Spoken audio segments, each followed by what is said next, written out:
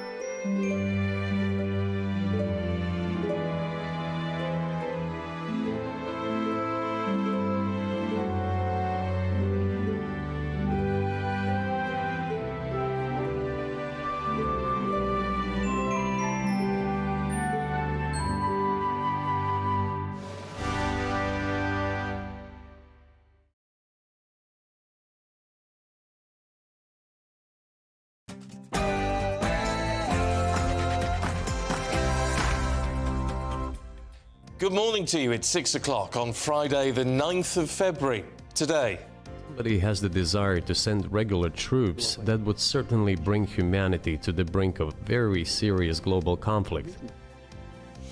the Russian President Vladimir Putin threatens all-out war if American troops are deployed to Ukraine during his first interview with Western media since the invasion 2 years ago.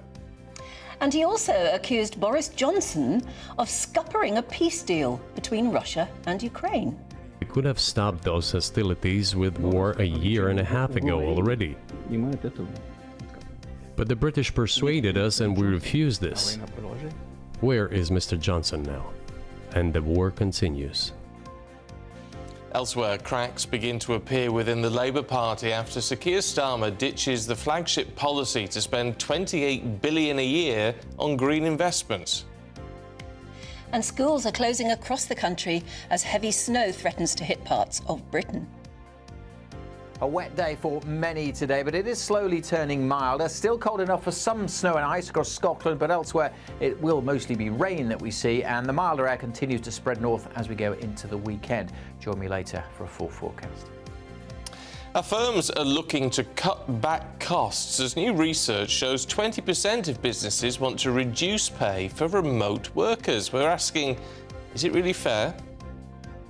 And the Home Secretary, James Cleverly, is demanding more bobbies on the beat to restore trust in communities. But can we afford them? And in the sport, blue cards and sin bins in football, in F1, Christian Horner's behaviour hearing, and the Paris Olympics medals with a very special material. Morning to you. I'm Stephen Dixon. And I'm Anne Diamond, and this is Breakfast on GB News.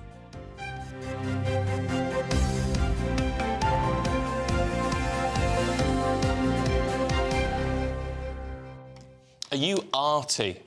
Are you want to into know this modern morning. art? Yes, because we were just looking at, is it in the Mail this morning? Yeah, it is. And Damien Hirst, the very famous artist. yeah, the one who pickles cows Yeah. and things. Well, his girlfriend is very pregnant at the moment, which is lovely, happy news. Yeah, and she's 30. Yeah, and So- he's 58 or something, is he? Yeah, so he's done her a lovely cake. Yeah, he's Have made you got her a picture? Oh, there you beautiful go. cake. Right, the cake is that. It is a model, if you like, of a womb with a baby in it, and there are candles all sticking out the side. And I think it must be her birthday, so that's his birthday cake to her. I But think what it's do you disgusting. think of that? No, it's not a disgusting image. It's disgusting as a cake. As a cake, it is. How'd you yeah. cut into it? Well, exactly. I think that's the main thing. I mean, that is the most It's disturbing. very disturbing, the very idea of cutting it, or even lighting candles around it, but cutting into it. But I suppose if you are partnered with one of the most famous artists in the world for actually doing very weird things in the name of modern art. Maybe that's what you get as a birthday cake, but to me that's gross. I think it's gross. But then again, It's you not see, the right subject material, is it, for a cake? so what do you think of? So, well, no, what do you think of the cake, and what do you think of modern art generally? Because I went to the Tate Modern once. Yeah, me too. We nearly got thrown. Me and my mother went back in 2000 when it opened, and everyone was saying, "Isn't this marvellous?" Yeah. We nearly got thrown out for laughing. Ooh. And my mother, who was a primary school teacher at the time, said, "My children can do better than this." Is your mother one of those people who speaks her mind out loud? Well, she did there. I think we'd had a drink or two at the time.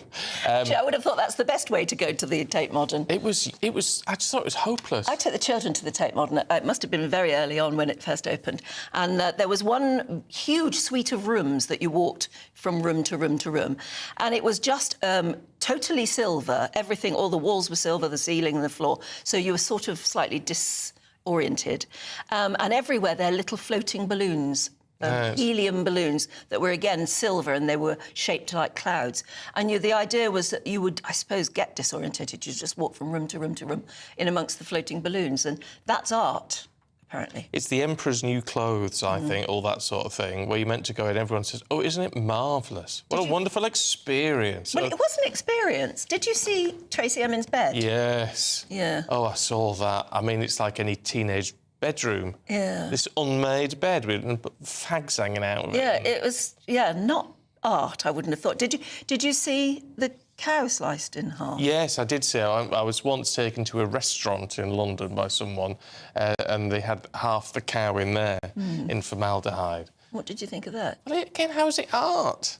I mean, it's interesting. It's interesting from a sort of scientific, biological point of view, sort of thing you'd see in a lab. Yeah, but not why it's art. Yeah, but again, when you see people going around art galleries who are standing there taking something in, and when you look at what they're looking at a big, I mean, the one I remember was a big black canvas, enormous black canvas, with a red blob in the middle of it. Oh, yeah, yeah. And I think that sold for many, many thousands. And Well, we could all do that, couldn't we? But, yeah, I mean, maybe that's what you have to do, is stand in front of it for hours on end and think, this is art. Why aren't I getting it? Convince yourself that it's worth looking at. Anyway, so let us know. Yeah, what do you think of modern art? And have you ever been to something, one of those modern art museums or galleries, where it's changed your mind? You have actually seen something that was brilliant? Well, I'll be interested to know. Some are, but I suppose when it comes to modern art, it's very much in the eye of the beholder, I isn't should it? think so. Anyway, do let us know, gbviews@gbnews.com. Now, the Russian President Vladimir Putin has threatened global conflict if the White House puts American troops on the ground in Ukraine during his first interview with Western media since the invasion began in 2022. Well, if somebody has the desire to send regular troops, that would certainly bring humanity to the brink of very serious global conflict. This is obvious. Do the United States need this? What for? Thousands of miles away from your national territory. Don't you have anything better to do?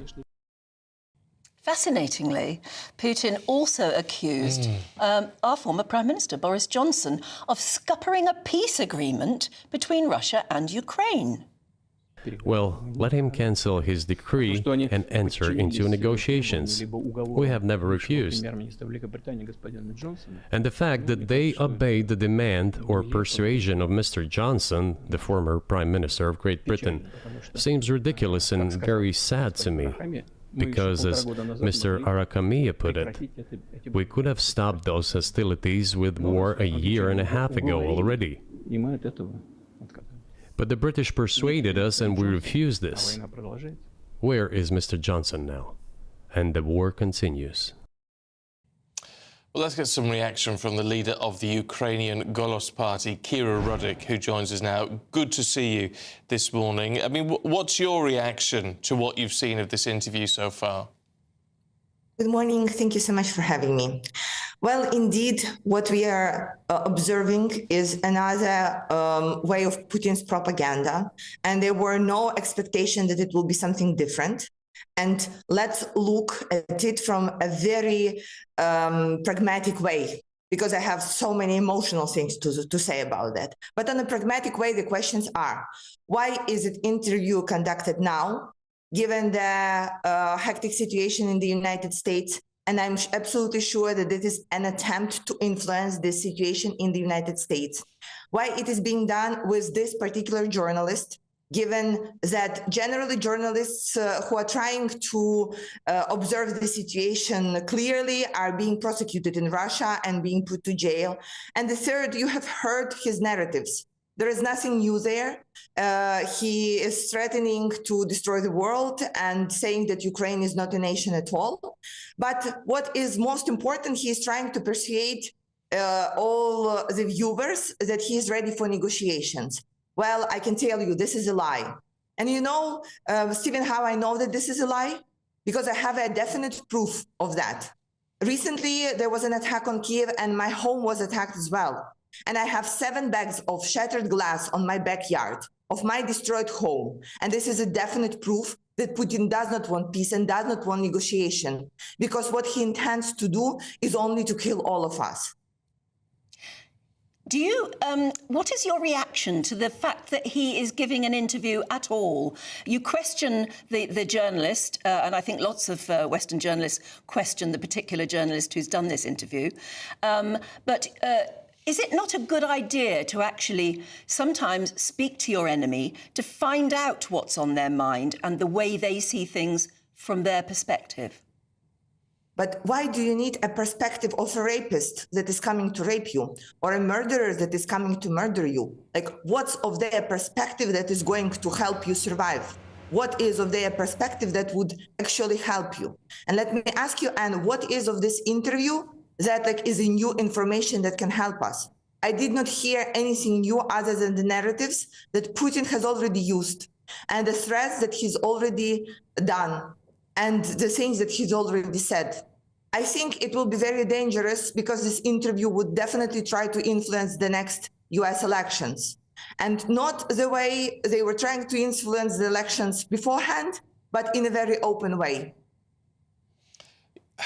How worrying is that, though? Because from your perspective, there is an argument to say, because there is this relationship between Putin and Trump, perhaps Trump is someone who could actually persuade him to stop what he's doing.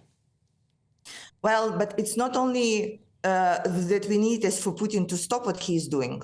What we need is for him to answer for those crimes. We need justice as well. We need all the war criminals who raped, murdered, tortured, and cut people's hands and legs to be prosecuted. Are we getting that from someone who knows Putin and can talk to Putin? I do not think so. This is not what we heard at all. But the question is, if you start the full-scale invasion and commit all kinds of war crimes from the war crimes list, if you go unpunished, that creates this precedent for all the other dictators in the whole world, that you can do that, and then if you know someone and someone knows someone, that you can get away with it. And this is extremely dangerous precedent, not only for the next generations of Ukrainians, but also for the rest of the world.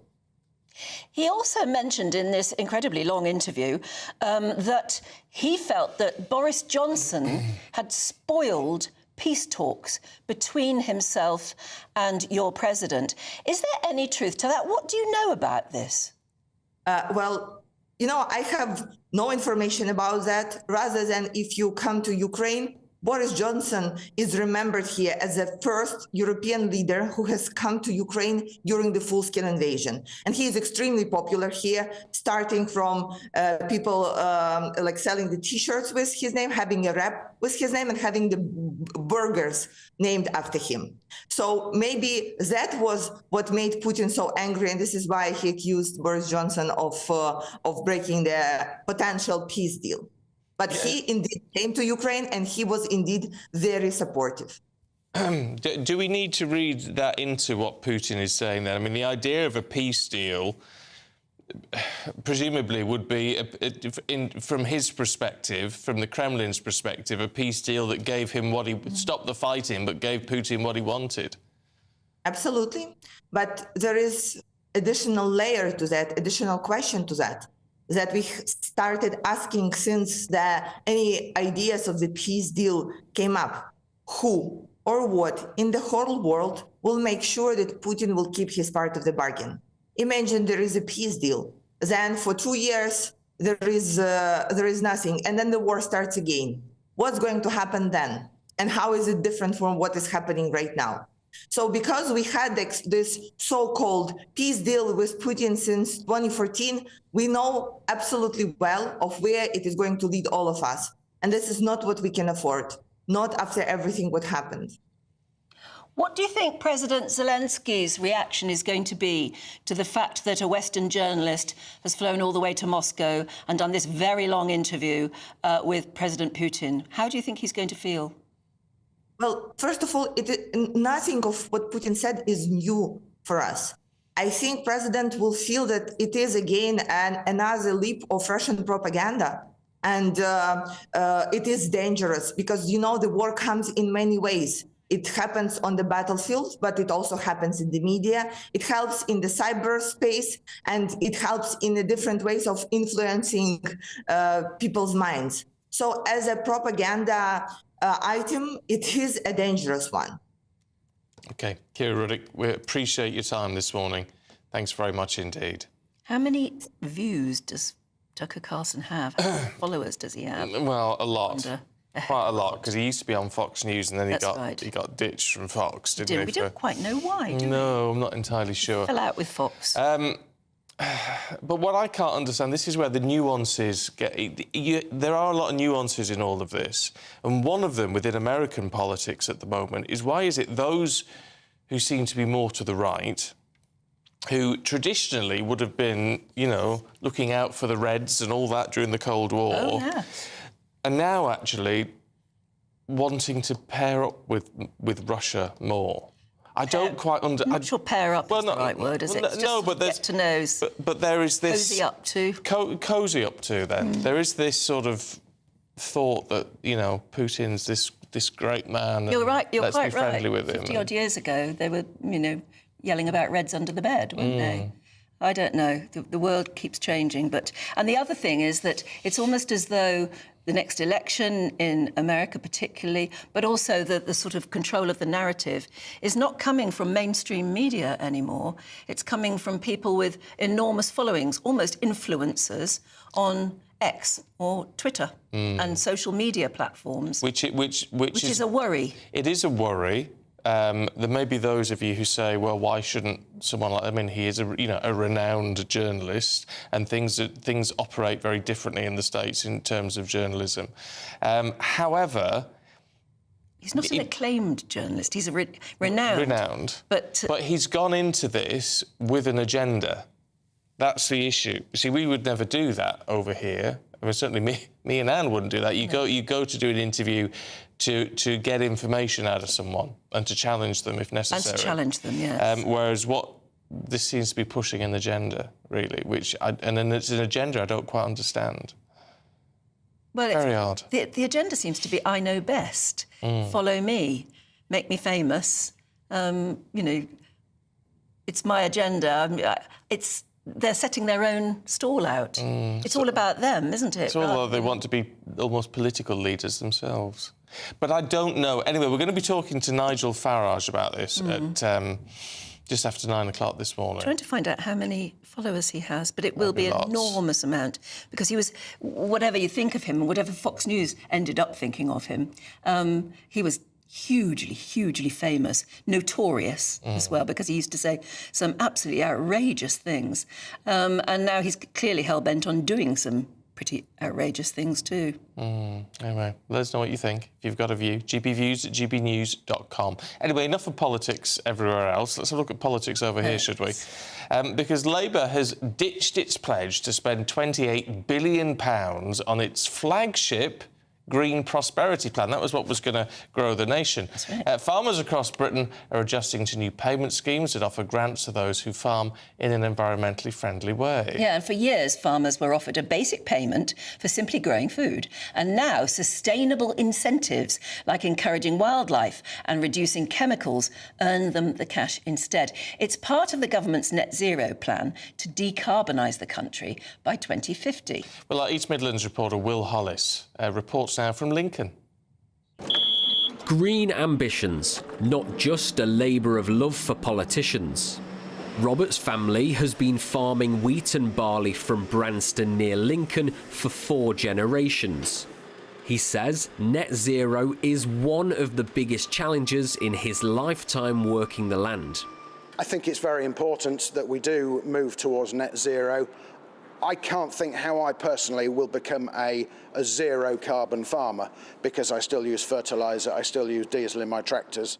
The basic payment scheme is ending. Simply farming alone won't be as profitable.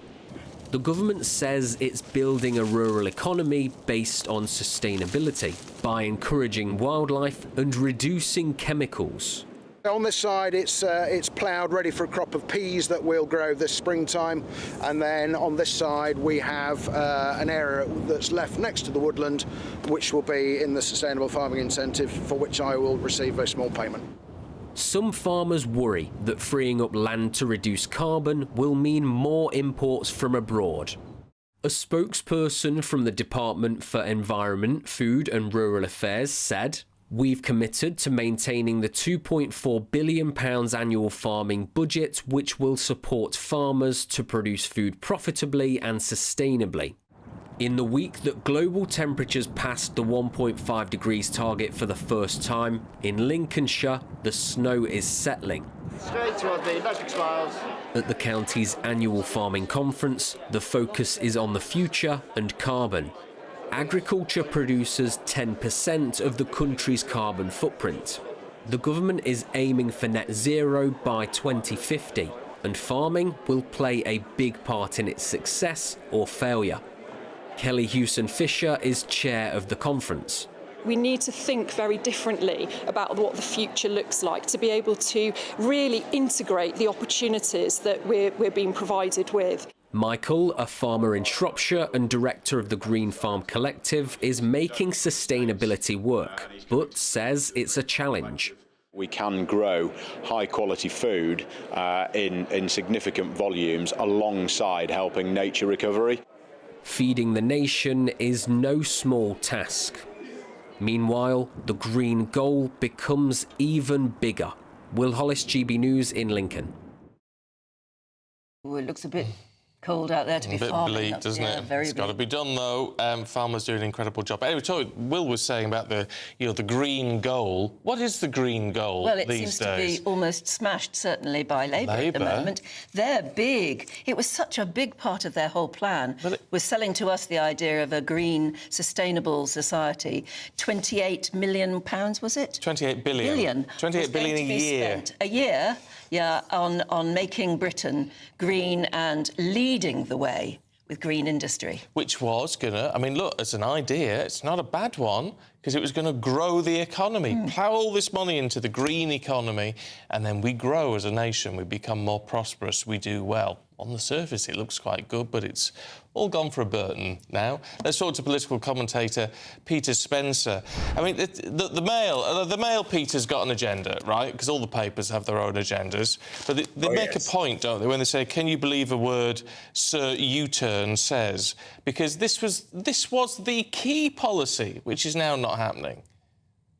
Absolutely right. I mean, this has been a slow motion car crash culminating in this most screeching of screeching U-turns.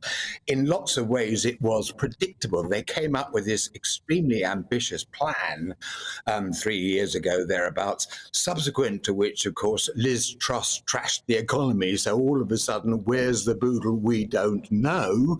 And very clearly, there's been a huge tussle between Treasury hawks in the shadow Treasury team and and the leader of the party who wanted to stick with it. And this has been made manifestly clear over recent days and weeks, where on the one hand, Starmer has been saying, yes, we're going to stick with it. And on the other hand, the Shadow Chancellor saying, well, and leaving the matter very much open. Well, very clearly, she has won. And I have to say, for Starmer, this must be particularly depressing because of the fact there is always tension between prime ministers and chancellors, because prime ministers want to give the people what they want and chancellors say, excuse me, but we haven't got the money. Well, very clearly Starmer has lost this particular battle, and it must be pretty depressing to think, I'm in this awful bind before I've even got the top job.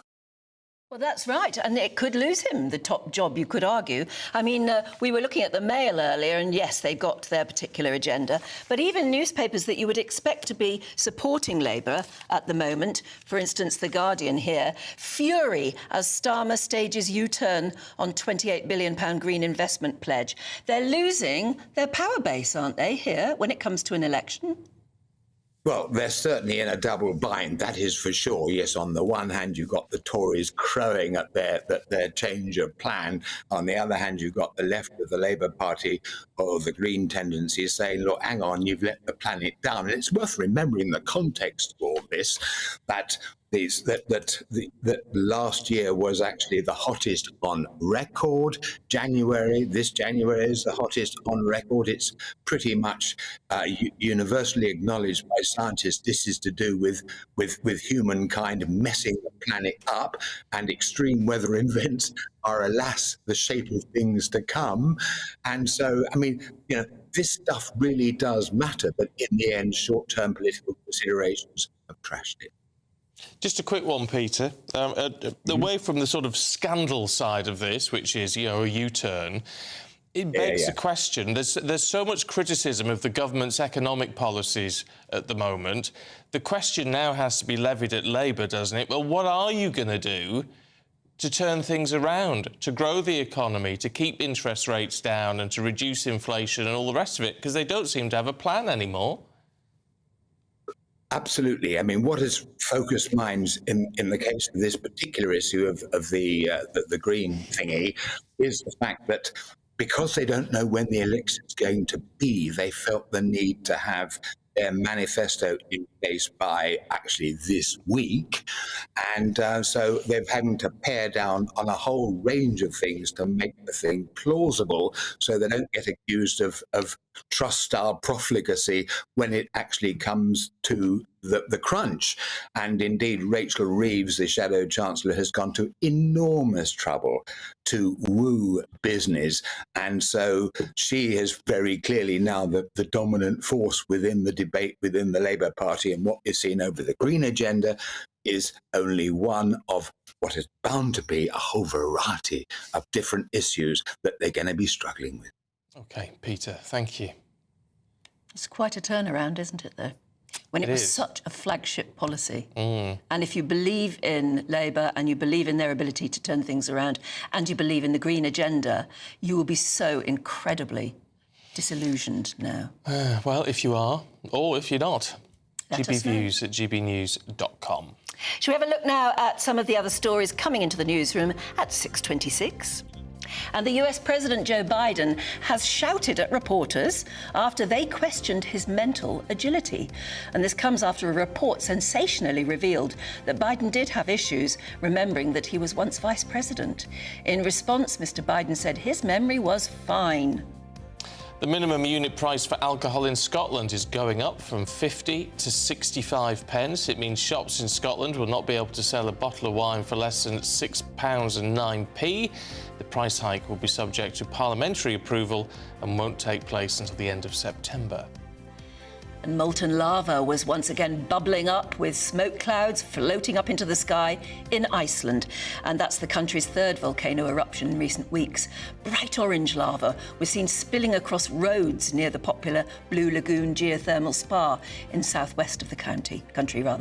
Residents in the town of Grindavik had already been evacuated after an eruption in mid-January.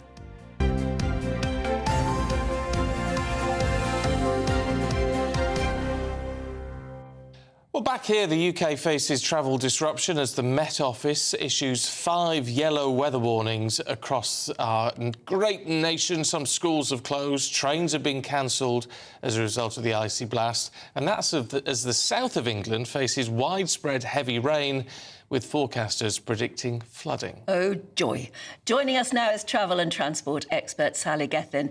Yeah, it's going to be miserable for the next couple of days trying to get anywhere. I drove home in absolutely disgusting, pouring, shattering rain yesterday, and it makes the journey feel twice as long, and you're concentrating, and it's really horrible. And it's going to be like that all over, really, isn't it? Well, yes, we may not have the lava flowing as in Iceland, but we've got something else. We've got a lot of rain and flooding expected over the next day or so, particularly in the south, actually, and around Kent and Cornwall. So that's going to be a big risk. Well, that's a lot of the south, between Kent and Cornwall. Yes, a huge swathe of the country. And basically, all 4 parts of the UK are badly affected, with yellow weather warnings and amber weather warnings in some cases, and including covering Northern Ireland as well. So basically, we're looking at a lot of rain and snow. It's going to start to move north to Scotland. All right, so what does that mean in terms of travel for the UK? Because if you're not affected by the terrible rain, then you're going to be affected by the snow. So is the country going to grind to a halt? Well, it's no one particular spot, so it's kind of scattered. So where you are depends, you have to check. So in terms of air travel, the regulator, the CAA, is warning of disruption, and Heathrow last night was talking about disruption from high winds and potential flight cancellations in any of those weather warning areas. So you definitely need to check with your airline what's going to happen, just to be on the safe side. And when it comes to trains, yes, there is disruption expected, so you will have to be patient. In most cases, you can get some compensation if you are delayed. Oh, that's a point, isn't it? Yes, whether or not, if something's cancelled, you usually can, if you've booked a ticket already, you could get compensation. Well, something you don't want to have to go through, though. No, every 15 minutes, extra 15 minutes you're delayed, you can claim back. I've done it myself, and, it's a bit of a faff to fill out a form, but it's worth it in the end. Yeah, They make it a faff deliberately, I think. Yeah, I'm sure they do. Sally, thank you. Oh, dear. Right. Well, let's move on, because next Monday the Prime Minister is going to take part in a special People's Forum live on GB News. Over the course of the hour, he's going to take questions directly from you, great British public. And if you want to be there, head to gbnews.com/PM to register your interest today. Or you can scan the QR code that's on screen right now. Yeah, and it's really important, whatever your political view, to get involved in this. Because you're going to be sort of I'm the host, aren't you? The host, yes. Yeah. But interestingly, we use a company called Survation to make sure that's why you have to apply to be in the audience, because then they go through everyone's political views. You'll be asked questions, because it's important that the audience is representative. There's no point having an audience of people that all support Rishi Sunak or all hate Rishi Sunak. It's got to be a balanced audience. And so get applying, because you stand a very good chance of getting in. And ask some interesting questions as well. Oh, I'm sure they'll be interesting. Because, and you're not actually asking the question. No. But you're building follow-up sort of questions. I'm sure there'll be some... Make sure that he answers the question. I'm sure there'll be some follow-ups that I can throw in, but no, it's about your questions. It's what you want to know from the Prime Minister in this election year. It's going to be a really great night. There's a lot to go on as well at the moment, isn't there? Yes, there is. Everything to do with what he said in Prime Minister's questions. There's all that, yes. Why he won't say sorry. Do you think he should? Right through to, going back on, or not being able to deliver on some of his most important pledges, stopping the boats. Oh, crumbs, there's such a lot of brilliant material. No, you can't, Anne. Well, I could send in a question to you. No, you wouldn't believe how many people have said they'll do that. Is that right? Oh, yes, but no, it's your questions, not ours. Right, OK. So get stuck into that, scan that QR code. In the meantime, let's see what the weather is going to do for you today. Here's Alex. Good morning, I'm Alex Deakin, and this is your latest weather update from the Met Office for GB News. A milder day out there for large parts of the country, but still cold enough in Scotland for some snow and ice this morning. Met Office warnings remain in place, but the wintry weather over northern England is, well, slowly turning a bit milder. So it's grey and it's dank, but it's not quite as cold as yesterday. Far northwest of Scotland may well stay dry, and there'll be drier spells further south, but there will also be quite a few showers coming through. Bit of sunshine, though. Could see temperatures getting up to 11, 12, maybe even 13 Celsius. Further north, closer to average, but generally milder than yesterday. Still cold, though, with this brisk and bitter easterly wind blowing across eastern and then northern Scotland tonight. And as the wet weather moves northwards, there will be more snow coming in here. Again, mostly over hills. Some of the higher routes won't be very pleasant through this evening. Met Office yellow warning in place for snow and ice here. Further south, temperatures should remain a few degrees above freezing and generally turning drier through the night as well. So a bright start to Saturday across the Midlands and eastern England. Still wet and windy across northern parts of Scotland. Should dry up through the day across the central belt. Elsewhere, we'll see showers coming into the southwest. So South Wales, southwest England, seeing fairly frequent showers during tomorrow morning. But elsewhere, say many places having a bright, fine Saturday. And it's steadily turning milder, although still feeling cold in the far north. Now, there's still plenty of time for you to grab your chance to win £18,000 cash in our Great British Giveaway. Here are all the details you need. This is your chance to win £18,000 cash in our very latest Great British Giveaway. Cash to spend on anything you like. That's like having an extra £1,500 in your bank account each month for a whole year. What would you use that for? Well, congratulations, you've won £10,000. Oh my God, that's unbelievable. That's brilliant news. For another chance to win £18,000 in tax-free cash, text GBWIN to 84902. Text costs £2 plus one standard network rate message. Or post your name and number to GB02 PO Box 8690 Derby DE1 9TT. UK only. Entrance must be 18 or over. Lines close at 5 p.m. on Friday, the 23rd of February. Good luck. Good luck indeed. Paul Coit is here. What's happening in the sport today? Well, it's quite a bit, actually. I'll tell you what, though. There's rugby, there's American football, but most importantly, if you're not careful, I may well crash this. So you watch your P's and Q's, is all I can say. Send me to the sim bin. I may well do. We'll find out more. We'll find out why they're apparently taking bits of the Eiffel Tower apart. Oh.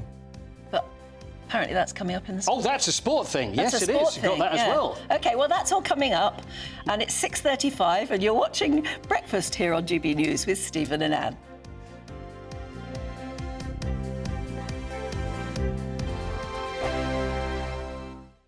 The Camilla Tominey Show, Sunday mornings from 9:30. Questions to be answered, and there seem to be a significant amount, does once again point its way to a public inquiry into exactly what happened in this case.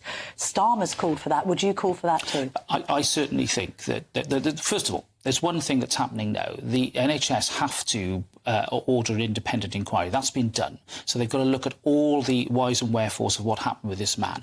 If it appears that we're not getting sufficient depth and breadth to this, then I think having an inquiry with all the powers that brings would be extremely advantageous. What I don't want is some long-winded inquiry that will take years, by which time other people will have been put at risk and maybe other lives have lost. We know what the problems are here, Camilla. Law's been passed on this. This is all about making sure on the ground we implement the highest degree of monitoring in order to ensure the safety of the public. Has care in the community failed?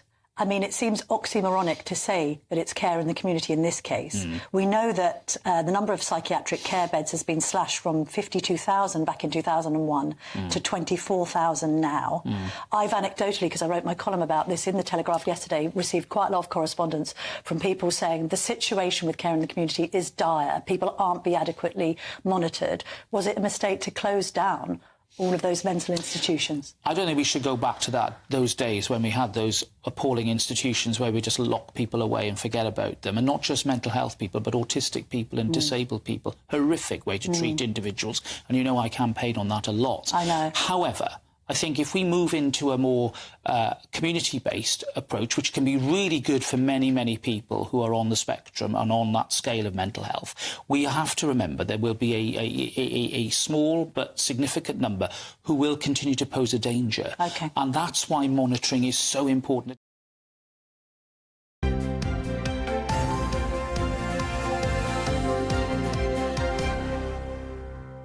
6:37. Let's have a look at the sport then. Paul. Yes, sir. Hello, sir. Hello. Take it away. The blue card, sin bins. What is going on? What the heck? You'll have to explain this to me. Can I brandish it, though? I would never have the heart. I could never brandish a blue card to you, Anne. I don't even know what that means. Right, OK, well, what it is, IFAB, who is the International Football Association Board, and by the way... They on Tracy Island? Yes, you'd think so, wouldn't you? Yeah, that's them. Yes. IFAB. IFAB. IFAB. Yes. Did you know that soccer... Do you know where the word soccer comes from? Because, you know, Americans will always refer to football as soccer, and you either have football or soccer. Sounds vaguely French to me. Well, it's actually an abbreviation of association football, which is the proper title for this game. Oh. That's where soccer comes from. So that's why the International Football Association Board. So they're the lawmakers. Now, Blue what? I was trying to work out what the headline is on the Sun, but I think it's like, you what? Blue what? Blue card, because I've looked at that all morning thinking, what? What, yeah. So anyway, there's a sin bin. Now, they're talking about for certain other fouls, for example, cynical fouls and dissent. There's too much dissent in football. In rugby... What do you mean, people arguing with the ref? Absolutely, yeah. You get in rugby... They call the referee sir, do exactly what they say. It's incredible, completely different. Whereas football, you get so many players will surround the referee, and it's getting worse and worse. Yeah, it must be very intimidating for the ref. Absolutely, absolutely, and that's the whole point. So, and also cynical fouls as well. So if they decided that a yellow card maybe isn't quite enough, just booking someone, a red card in that situation, sending someone off for the rest of the game. Which may be a bit extreme. Whereas instead, it would be... See, by the way... Is that an actual blue card? Yeah, there it is, yeah.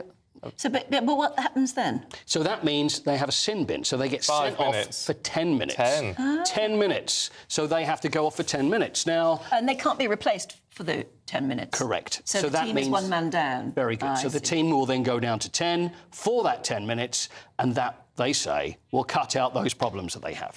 So it may work. It's worth a go. It may not. Well, it's going to be a trial, so they're going to try at lower levels. The naughty step for a bit, isn't it? Yes, basically that, yeah. They might as well just call it... They even could just have a step and go and sit on the naughty step. Sit on the naughty and step. off you go, sit on the naughty step. That could be quite humiliating. As long as you have to face the corner. Yes, exactly. That would be the way to do it. And also, they don't get any dinner either. They're not allowed any dinner. So that's the other thing too. F1?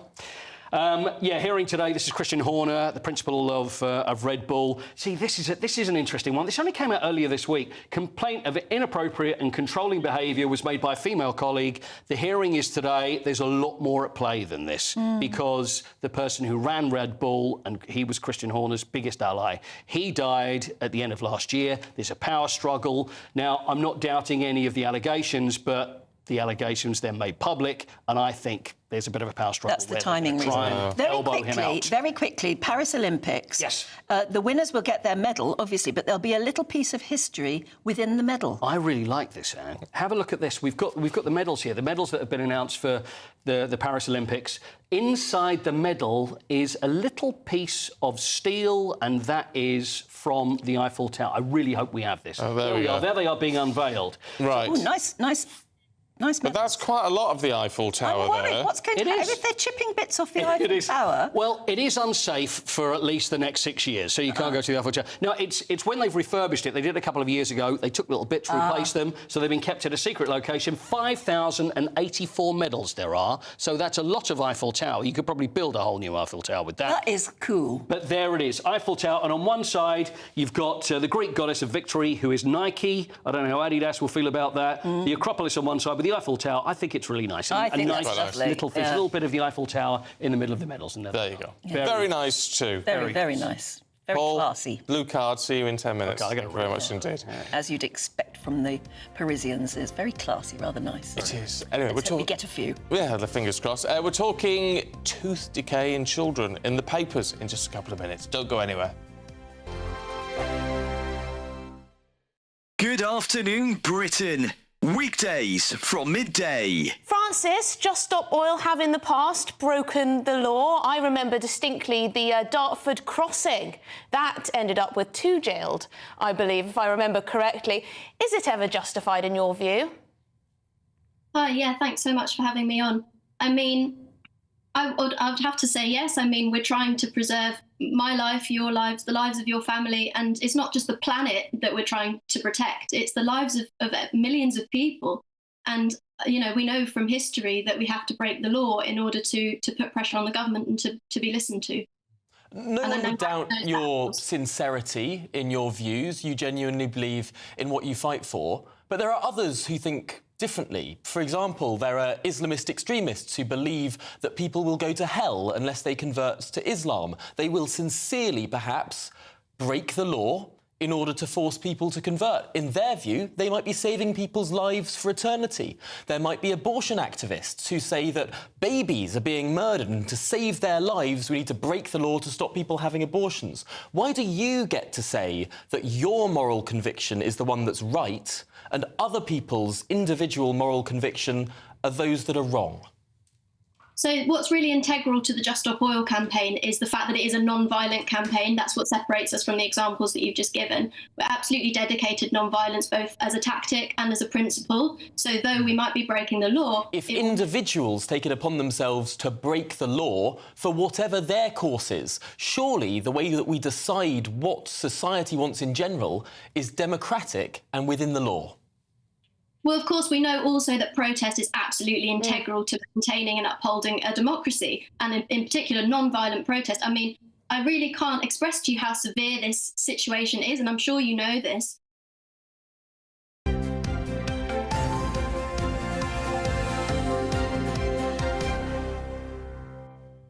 6:44, time for the papers this morning with broadcaster Claire Muldoon and the political editor of HuffPost UK, Kevin Schofield. Good morning to you both.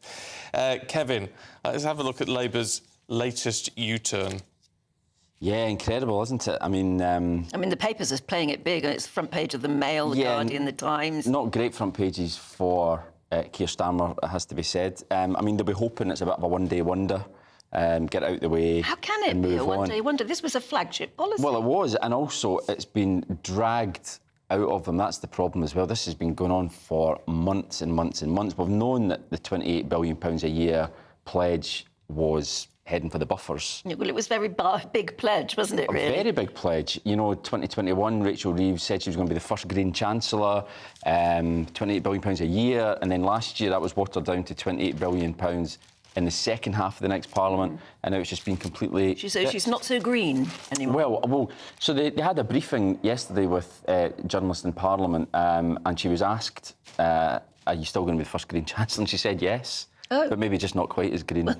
This, according to the Mail, on February the 6th, Keir Starmer said, we're going to need investment, that's where the £28 billion comes in. Yeah. That investment is desperately needed. Yeah, that was 3 days ago. 3 days ago. So, was it Harold Wilson said a week is a long time in politics? So 3 days? So, yeah, well, that just shows the internal tensions that there's been, because Rachel Reeves was out and about last week, and she was asked in one interview 10 times, was the £28 billion policy still in place, and she wouldn't confirm it. Kevin, she wouldn't even say 28 billion. And months to sort this stuff out. Of course they have. There've been, 8, 10 flip-flopped U-turns from Keir Starmer, and he's possibly facing the weakest government that we've had in a long time, and yet they're still coming up with all of this rubbish. The main British people deserve more than this in politics, to be honest with you. Yeah. Well, I'm absolutely affronted at the state of it at the moment. The main problem is it plays into this idea that a lot of voters have got that he doesn't really stand for anything. So the actual nitty-gritty of the policy, most normal people don't really care about that, but what they don't like is this idea that he will just blow in the wind, he just cares about getting elected, he'll get rid of anything that he supposedly believes in. But this won't get him elected if he keeps U-turning fundamentally. Well, that's the problem. I mean, the front page of The Guardian there says, it sort of names the people who are feeling very miffed about this. Campaigners, unions, energy bosses, they're all absolutely distressed. But they're miffed about the green side of things. What about just the economic side of things? It's going to cost Yeah, but how are Labour going to... This was their plan to grow the economy. So how are they going to grow... How are they going to get us out of this mess if they haven't got a plan now? It was going to cost every single British household, what, £1,400 for them to implement this green policy? It's all about net zero. I'm sorry, I keep going back to this. I mean, the net zero date is 2050, I believe. Yeah. The Bank of England, a couple of months ago, last year, said that the double down on net zero is actually causing inflation. So it's causing a lot of other things working in the economy in terms of machinations, in terms of what we've got in our pockets. At the end of the day, it's an absolute narrative and it's a directive that not everyone can, afford, and not everyone, unless you're Just Stop Oil or an energy firm, can actually get on board with. It's not the right time. It's not the right gut time. feeling, isn't it? It's never going to be the right time. No, Is what I agree with that, report. but it's worse than ever at the moment, isn't it? It's not exactly an abundant time. Well, we've already had Rishi Sunak last year rowing back on the Conservatives' green policies, and now we've got Labour doing exactly the same thing. You know? So you're right, it's in terms of because they think it'll make them more electable. Yes. That's the priority to them. Yeah. It's not the climate or the planet or the environment. No, it's not. It's all about pure politics. Which is at the end of the day, disgusting. which is what all but it was they ever, care about. 'twas always thus. Well, 'twas ever absolutely. thus. Yeah. Whatever the phrase is. It's almost going to be a no-go area, isn't it, for both main parties in the upcoming election campaign, is they're not going to have anything to say on this, on net zero, are they? Well, do you know what, Anne? They can form their own energy company because they blow so much hot air on a daily basis, they can practically run the country on that. Well, maybe we're going to see a Do you agree surge with in me? Green Party votes. Stephen, do you agree with me? No. I'm not agreeing with you this week. You've milked it for a week that I agreed with you last week on a couple of things. Never again. Never again. Claire, actually, I might agree with you with this, actually. 48,000 children having teeth pulled last year. 100 a day going into hospital, and a lot of them, it's their very first time entering a hospital since birth. And that is awful. And seeing a dentist. And seeing a dentist. And I'm sorry, it's not the NHS fault. It's not the dental's fault for not having NHS dentists. If you're a parent, you have a dentist, and if you pay privately, your children are seen under the NHS up until the age of 18, free of charge. This is parental abdication of responsibility. That's it in a nutshell. I'm really sorry. And generation gap, 48,000 kids, as you quite rightly said, had teeth pulled in a year as NHS dental hell grows. We're in a nation of decay. Yeah, but as you say, it's not to do with NHS dental health, No, it's actually. not, Stephen. And it's not the job of teachers to brush your children's teeth. And it's not the job of Keir your Starmer job as a or the Labour parent. Party to implement that in schools either.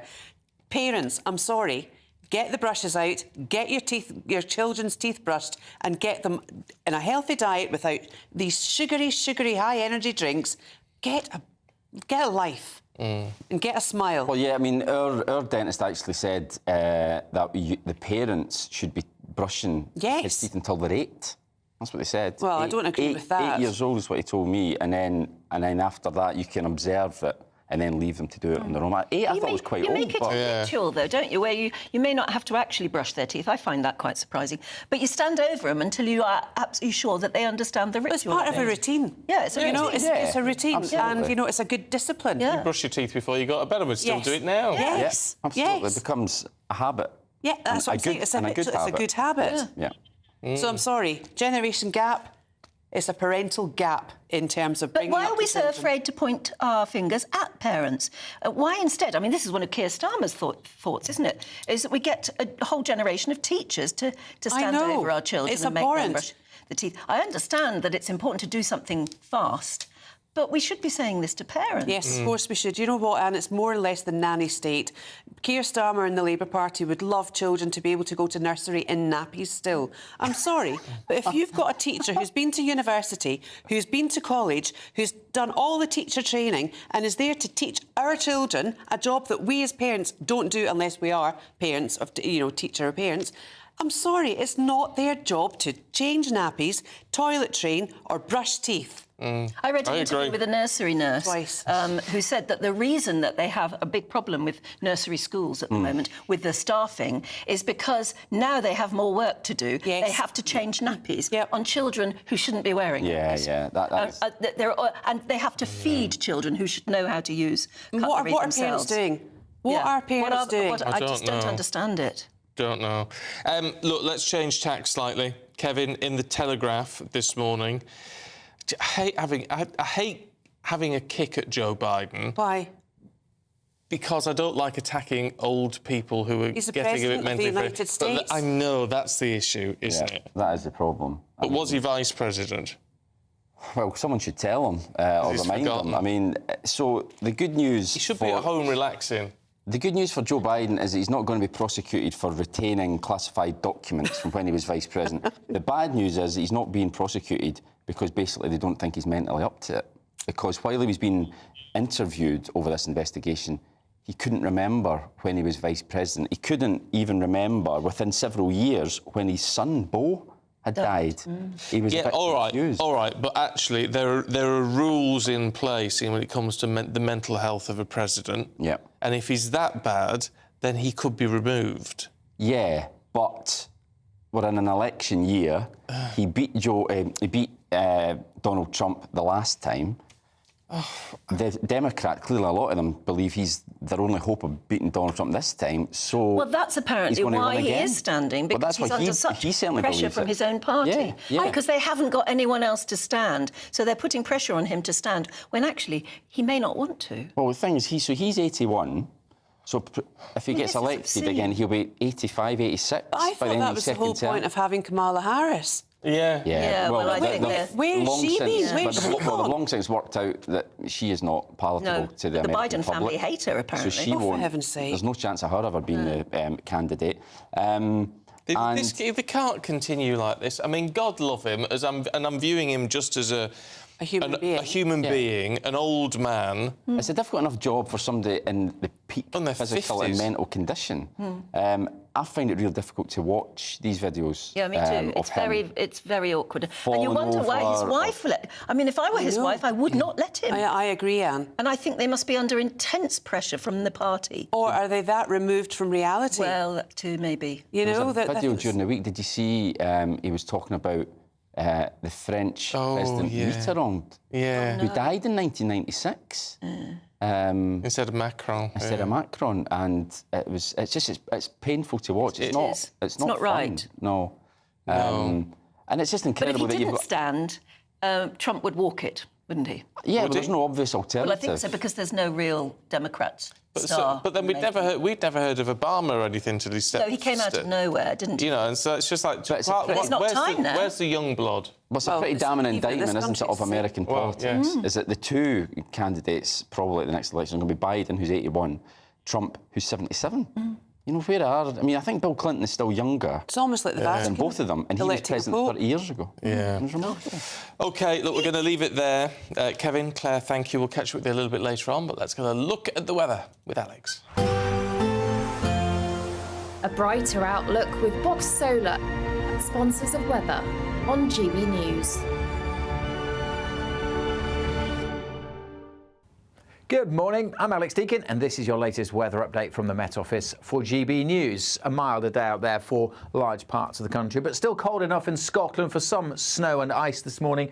Met Office warnings remain in place, but the wintry weather over northern England is, well, slowly turning a bit milder. So it's grey and it's dank, but it's not quite as cold as yesterday. Far northwest of Scotland may well stay dry, and there'll be drier spells further south, but there will also be quite a few showers coming through.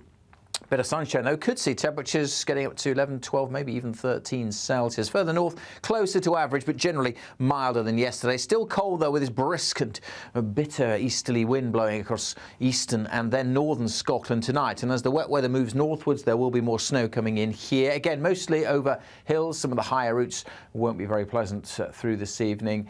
Met Office yellow warning in place for snow and ice here. Further south, temperatures should remain a few degrees above freezing. cooling and generally turning drier through the night as well. So a bright start to Saturday across the Midlands and eastern England. Still wet and windy across northern parts of Scotland. Should dry up through the day across the central belt.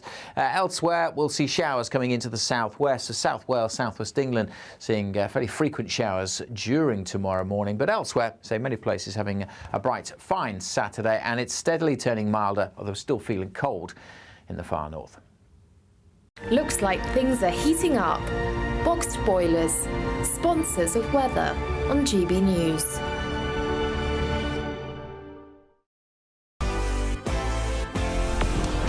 Hi, Rishi Sunak here. Join me for a special GB News People's Forum Live on Monday the 12th of February. I want to hear about the issues that matter to you. For your chance to be part of the audience and to put your questions to me, scan the QR code on screen or go to gbnews.com. See you there.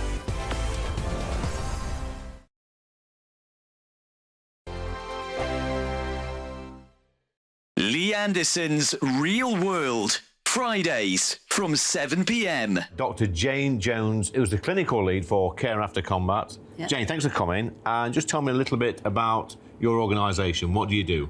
OK, well, thank you for having me here so we can talk about Care After Combat. So we are an organisation, a charity, who work into the prison system, working with military veterans who've somehow got involved with the justice system. And so there's quite a high population of ex-servicemen and women in our prisons. Why is that, do you think? So 2014, the government did a review of who was resident in UK prisons, and what they found were that military veterans are the highest occupational group, and this obviously raises some concerns. Yeah. So the government wanted to do something about that, and so they supported Care After Combat initially just as a scoping exercise, really, to see if there was any way we could help these men and women actually, you know, understand the problems that led to offending behaviour and go on to lead successful lives. So what sort of offending behaviour are we talking typically for people that's in prison that's actually served in our armed forces? Primarily, it's violence. Yeah. So that is the highest offence that we work with. Okay. But of course, the military, as with everybody else, it's the full range of offending behaviour. OK, so we're in a pub, Jane, Dr. Jane, and I guess for some people, you know, the odd tip of alcohol is good, a bit of fun of a weekend, relax, let your hair down. But for some people, alcohol is not always their best friend, and I guess that plays a part in some of your veterans that end up inside. Absolutely. So, speaking from my own experience, a good 2/3 of the people I work with have some kind of mental health problem or mental health difficulty, struggling to either adapt into civilian life or with some of the traumas they've experienced during service. People might self-medicate with alcohol to manage some of those thoughts and feelings. Yeah.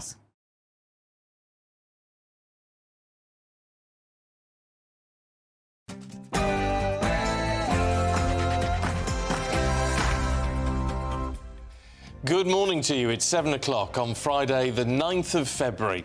Today, somebody has the desire to send regular troops that would certainly bring humanity to the brink of very serious global conflict.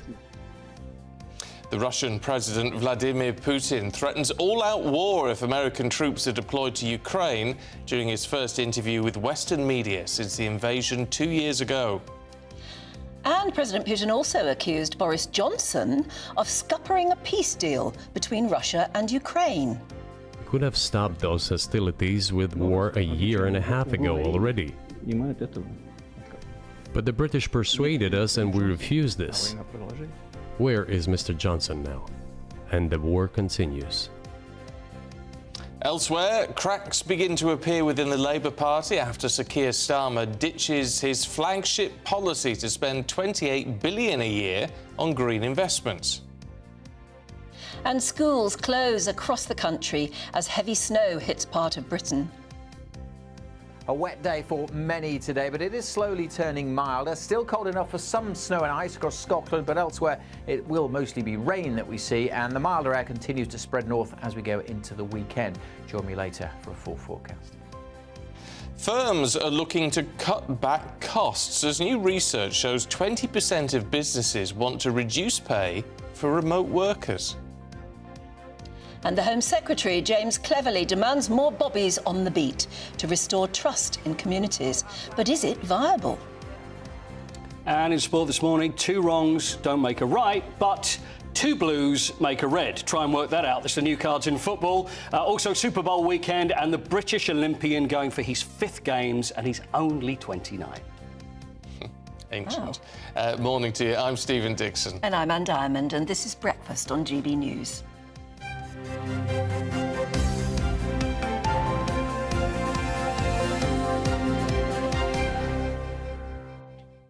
The paper's full of all the Keir Starmer stuff this morning. Absolutely full. Love to know what you think about all of that. This £28 billion a year pledge, they'd sort of tried to water it down. Now they've scrapped it, apparently ahead of the election. Do you think that's a good thing? Because maybe you don't support the green agenda, but it was the key to growth. Apparently, yes. It was Labour's plans to grow the economy, to get us out of this hole. A lot of people believe in Labour, and a lot of people who believe in the green agenda really believed that Labour would be able to deliver. And certainly their rhetoric on it has been so strong for so long, and suddenly we are told now that it ain't going to happen. And that is quite weird. So it's resulted in headlines like the front page of the Daily Mail. Can you ever believe a word Sir U-turn says? And then the front page of The Guardian. So, you know, newspapers that you would consider to be very Labour supportive are saying there is absolute fury as Starmer stages a U-turn on 28 billion green investment pledge. Is he going to be haunted by that phrase U-turn? I think he could well be, but maybe it's still not enough to scupper his chances. I don't know, because people are fed up with the Tories at the moment. If he's going to do a U-turn on £28 billion a year towards green things, then he's got to replace that with something that means a lot to working people, as they say in politics now, working families, to help their cost of living crisis. Hasn't he got to say, the reason I'm rowing back on that is because we've got to spend the money on you? No, I don't think so, because they're saying we can't afford it, so they can't then spend the money on something else. Well, not the same money, no. And it's borrowing to invest, which is what they said they would do.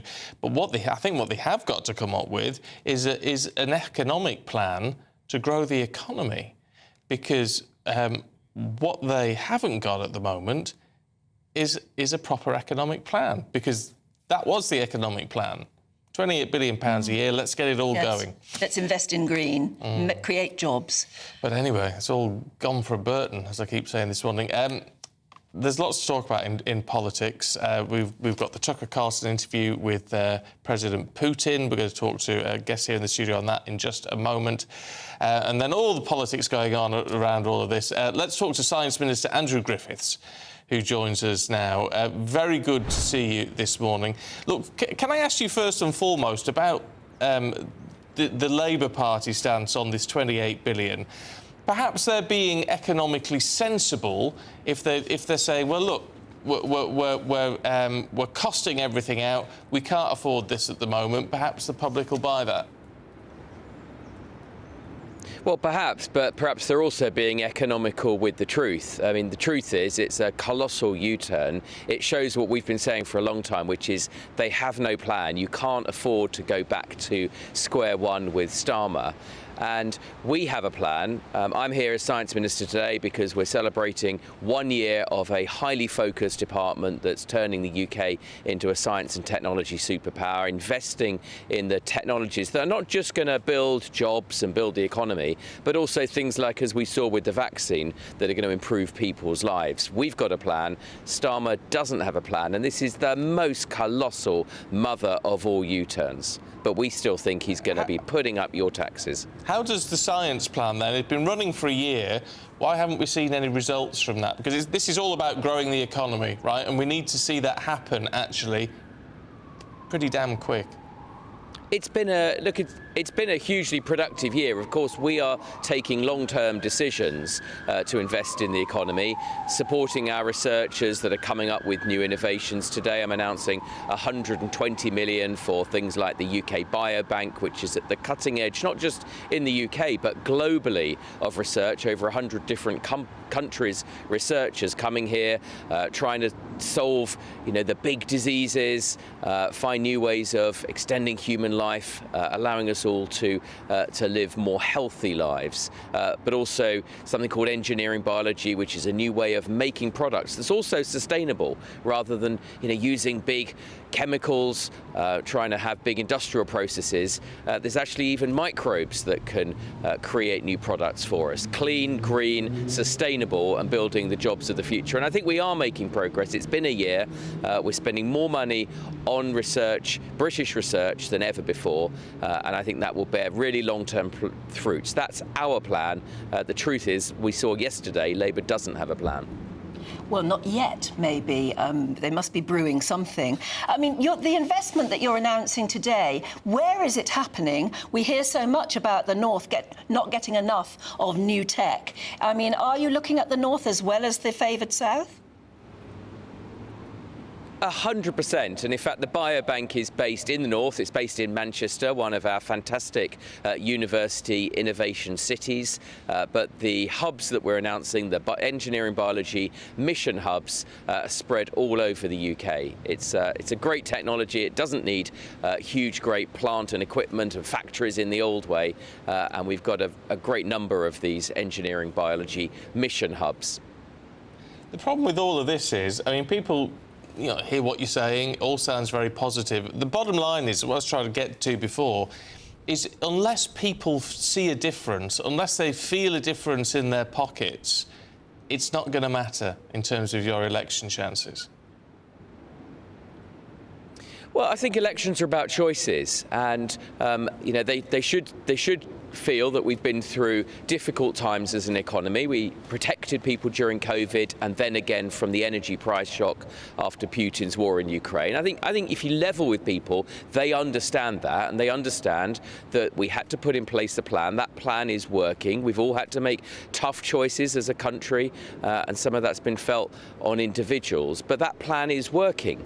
And the choice at the next election will be you stick with that plan that's delivered a halving of inflation, that's seen our economy grow faster than the economies of major countries in Europe like Germany, or you roll the dice, you go back to square one. And as we saw yesterday, not only do they have a plan, but they're at 6s and 7s about the cost of some of these measures. And what we know is that ordinary people will pay the price for that in their taxes. Will there be jobs in what you are announcing today? Because you say that we've all had a tough time, but actually some of us haven't. Some of us still have jobs. We're still earning enough money to just about get by. We certainly see that in government as well. I mean, you've all got jobs still at the moment. But in certain areas of the country, people haven't got jobs and they can't afford food, and they're having to go to food banks and they're worried about their future. Will you be delivering jobs in this, and will we see them soon? Yeah, we've added over 200,000 jobs in these new science and technology industries, well-paid, high-skilled, high-paying jobs, but also apprenticeships to give everybody, wherever their background, the chance to get on the ladder. Most of that growth is outside London and the South East. That's the fastest growing parts of our science and technology community. And I say this, I mean, this is our economy. This is what it's built on. The life sciences, the people that built vaccines that have gone into billions of people around the world, more British vaccines than any other country. So there will be jobs, there is opportunity. In fact, the UK has a very good track record on jobs. Unemployment is at a near record low. We want to get more people back into work, because work is what gives people ladders of opportunity, gets people the chance to build for themselves and their family. But there will absolutely be jobs. The whole long-term plan for our economy is based on investing in things that the UK is prodigiously good at: innovation, research, science, but also people who are doing fantastic work in advanced manufacturing, things that are going to be long-term jobs, future-proof the British economy. That's what the department in particular, the Department of Science, Innovation and Technology that the Prime Minister set up, is all about realising that vision for everybody in the UK. Can I just ask you finally, how do you think the PM's going to handle himself on Monday when he's live here on GB News at the People's Forum, taking questions from our viewers and listeners? Because it's no good if he's given some challenging points and all he can say is, well, you're wrong about that, and I'll tell you why. Because that's what a lot of politicians do. That's not going to wash now, is it? Not in 2024. So how is he going to handle himself? I think he'll handle himself magnificently. The PM is brilliant with people. If one of the sad things about Westminster is it's so formulaic, and when you see the Prime Minister, other leading members of the government out talking to ordinary folk, listening sometimes, just listening and see what they've got to say and their own experiences, I think he'll be great. And where better else to do it than GB News? Your viewers don't hold back, and I think good politicians like that. Well, let's hope so. Really good to see you this morning. Thanks very much indeed. Interestingly, you're going to be doing him on Monday night. Yes, 8 p.m. He'll still be fasting, won't he? Oh, he yes, he fasts. From Sunday 5 o'clock in the afternoon till Tuesday 5 o'clock in the morning. I might tempt him with a scone. It would be interesting to see if he took it. Yeah, you need to be firing on all cylinders. But he's done it for so long, I think he takes it in his stride. But very interesting that you're doing him on the day when he's at the end of a 36-hour fast. I am intrigued, though, because that idea of... And he's got a bit of a record of doing it, of saying, well, you're wrong about that, and let me tell you why. I think that's quite good, though, isn't it? No, I don't think it washes. I don't think it washes anymore. As a political tactic, I think that's... People don't want to be just told they're wrong. People want to be... Well, if there's an explanation... It's what Andrew Griffith said. People want to be listened to. They want to know, even if you don't have an answer, but you say, right, I'm taking on board what you're saying. I'm going to go away and ponder that. Is sometimes better than being told. I don't know. You see, I'd come back on that and say, shouldn't you have pondered that before? Well, maybe, but... You should have thought of that. I don't know. It's going to be interesting, because, as we say, it's about your questions, not mine. I'm not asking the questions. And it's really important time for him. He's got to... Of course it is. He wants to have a chance of winning the next election. He has got to turn around the public perception of him and his government. He's got to turn it around, and he hasn't got long to do it. Well, and he's not doing this anywhere else. Pre-recorded interviews and all the rest of it, all well and good. This is live, and it's facing a live studio audience. And if you want to be in that audience for the People's Forum Live on GB News with the PM, then scan that QR code on your screen now to register your interest, or you can use the website and just go to gbnews.com/PM. Now, interesting times, because the Russian president, Vladimir Putin, has threatened global conflict if the White House puts American troops on the ground in Ukraine during his first interview with the Western media since the invasion began in 2022. Well, if somebody has the desire to send regular troops, that would certainly bring humanity to the brink of very serious global conflict. This is obvious. Do the United States need this? What for? Thousands of miles away from your national territory. Don't you have anything better to do? Well, this comes as Putin also accused former Prime Minister Boris Johnson of scuppering a peace agreement between Russia and Ukraine. Well, let him cancel his decree and enter into negotiations. We have never refused. And the fact that they obeyed the demand or persuasion of Mr. Johnson, the former Prime Minister of Great Britain, seems ridiculous and very sad to me. Because, as Mr. Arakamiya put it, we could have stopped those hostilities with war a year and a half ago already. But the British persuaded us and we refused this. Where is Mr. Johnson now? And the war continues. Fascinating point. Where is Mr. Johnson now? Let's get some reaction from political analyst and Russian exile, friend of the programme, really, Valery Mokritsov. It's lovely to see you. It's very difficult for us to get a sense of the man when we're hearing a dubbed version there. What did you think of how he did? Frankly speaking, I was expecting more negative attitude, and the interview produced very positive impression. First... Is that because Tucker Carlson gave him an easy ride? Maybe no. It means that, first, I was surprised that I was expecting, there was, if you say, for example, take Russian TV or programs, there were a lot of negative impression about and negative attitude towards the West. Actually, Russian television, say, for example, programs or, mass media produces impression that Russians all believe that there is a war between the West and Russia. It's not between Ukraine and Russia. And that there is very little chance that there will be no clash, direct clash and direct global war. And I was impressed and I was surprised that Putin said no. He said no to a global war. Yes, he said at least what he said actually, and you know, with Putin you have to get into what he says. He says that it will be not possible to drag Russia into the global war. Oh, interesting. Yeah, but he did talk about what would happen if American troops went in. So which actually is very unlikely to happen anyway. But he said that it is an absolutely crazy thing. It is not possible. So that is actually, if you take part, say, for example, the same as regarding Boris Johnson. Yes, he said this.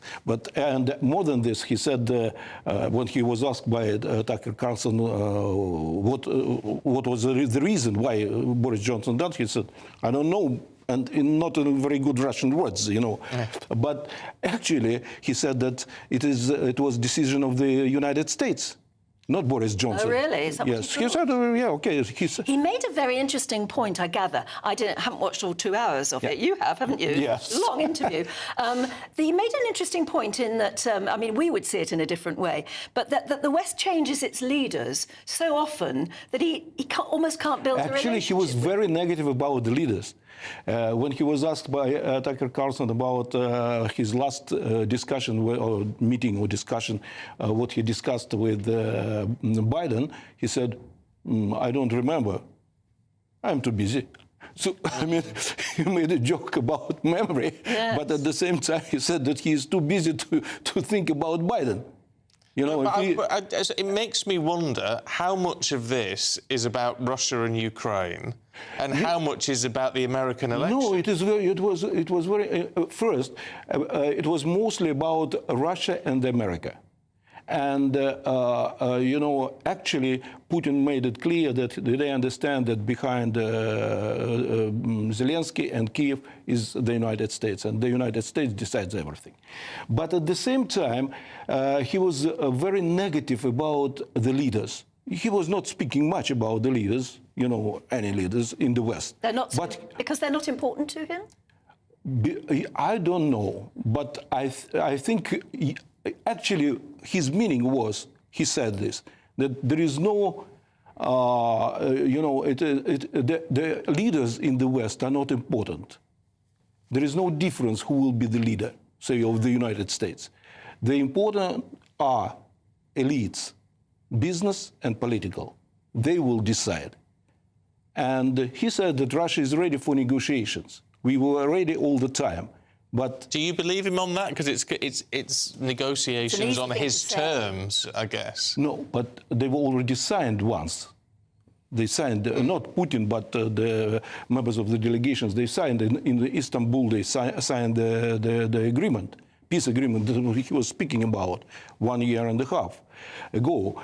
And Boris Johnson at that time came and convinced Zelensky to drop it and continue the war. Yeah, but peace agreements to Putin are very different from what they mean to the various leaders of places like Ukraine. Peace agreements to Putin just This was peace agreement that was agreed with the Ukraine. But he made it clear that now he is ready to come back to this agreement, but it will be changes, there will be different. And usually people who know Putin, they understand that the conditions will be more harder for Ukraine. But at the same time, he said yes, and he said he's sure that there will be agreement with Ukraine, and the war will be stopped. He knows this, and he is sure in this. And he said that Zelensky is, and he made it clear that Zelensky can do this and is ready to do this. And more than this, he said that West is also trying to find the way how to do it, but he does not want to help the West to find the way how to explain the result of the war. Very quickly then, do you think he's coming across as a clever politician? He's saying the right things to an American audience. He's saying, I'm the good guy here. I'm ready to sign agreements. We could bring an end to the war. That's what he's saying to an American audience, basically. Yes, but he's speaking also to Russian audience. And for Russians, it is important because that's what I'm saying. For many months, the impression was that there is a war with the West. It will aggravate. There will be clash. There was discussion how to use nuclear weapons and when. And he says, no, there will be no war. We will not be dragged in. It will be a failure. Nobody will be able to drag us into the global war. Maybe there will be, he means that maybe there will be a global war, but without Russia. OK. Valerie, good to see you. Fascinating. Thank you very much indeed. Yes, my goodness. Oh, dear, it's a complex one. Will you be watching all 2 hours of it, I wonder? Don't know, but actually be quite interesting. Yeah. OK, let's see what the weather's going to do for you today with Alex. Good morning, I'm Alex Deakin and this is your latest weather update from the Met Office for GB News. A milder day out there for large parts of the country, but still cold enough in Scotland for some snow and ice this morning. Met Office warnings remain in place, but the wintry weather over northern England is, well, slowly turning a bit milder. So it's grey and it's dank, but it's not quite as cold as yesterday. Far northwest of Scotland may well stay dry, and there'll be drier spells further south, but there will also be quite a few showers coming through. Bit of sunshine, though, could see temperatures getting up to 11, 12, maybe even 13 Celsius. Further north, closer to average, but generally milder than yesterday. Still cold, though, with this brisk and bitter easterly wind blowing across eastern and then northern Scotland tonight. And as the wet weather moves northwards, there will be more snow coming in here. Again, mostly over hills. Some of the higher routes won't be very pleasant through this evening. Met Office yellow warning in place for snow and ice here. Further south, temperatures should remain a few degrees above freezing and generally turning drier through the night as well. So a bright start to Saturday across the Midlands and eastern England. Still wet and windy across northern parts of Scotland. Should dry up through the day across the central belt. Elsewhere, we'll see showers coming into the southwest. So South Wales, southwest England, seeing fairly frequent showers during tomorrow morning. But elsewhere, say many places having a bright, fine Saturday. And it's steadily turning milder, although still feeling cold in the far north. Now, should we have more bobbies on the beat? That's next. This is Breakfast on GB News with me and him. Every Sunday from 11, join Michael Portillo. There'll be topical discussion, looking at the week before and the week to come. So kick back and relax at 11 a.m. on Sundays on GB News with me, Michael Portillo. GB News, the People's Channel, Britain's news channel. GB News Breakfast, every day from 6 a.m. I'm interested in your Royal Protocol story there about how the Queen would not be expected to visit the King more than once at the hospital or whatever. What would the benefit of that be? I'm just trying to work out why that Well, would be I suppose it's to avoid lots of people outside making a big... Panicking and all the photographers. But otherwise, I think it's very strange. It's a sort of not showing your emotion, whereas Camilla will show her emotion because she loves him so much. But any normal person would go and visit their loved ones in hospital. Yes, they would, but you see, they never went with them, even when they went in. And only rarely would they go maybe once, if it's quite a long stay. But otherwise, they don't. They must talk on the phone. But I think this, you want to hug, you want to chat, you want all those things. And I think, good to her. I mean, she's so good. She's following all the routine. Yes. And what is expected of her, more so, because she's been working very, very hard the last month. And but when it comes to actually showing her caring for her husband and the King, she wants to be there with him. And I believe he's probably expected to be continuing with his red boxes whilst he's in there, still working, but from his sick bed. No, I don't think he can take the red boxes into hospital. I think they will be ready for him when he comes out. Okay, so because he complete can A lot of rest boxes. from work. And he might have some paperwork, but I think those are so confidential that they can't be taken in. I mean, if he falls asleep and they're there, Yes. you know, you don't want to risk it. I'm sure he's got protection all the time, but I think it's not done. That's not done. Well, he changed the location for the procedure, didn't he, so that the taxpayer didn't have to pay for 2 sets of security at 2 different hospitals? Yes. Your weekend starts here with Friday Night Live with me, Mark Dolan, 8 till 9 on GB News.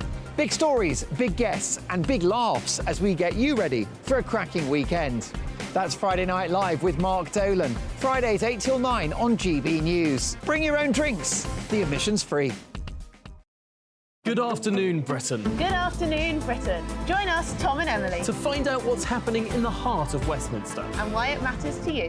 Weekdays from midday, we bring you the most compelling stories from across the United Kingdom. And from your doorstep to our inbox. That's right, we want to hear from you. GB News, Britain's news channel.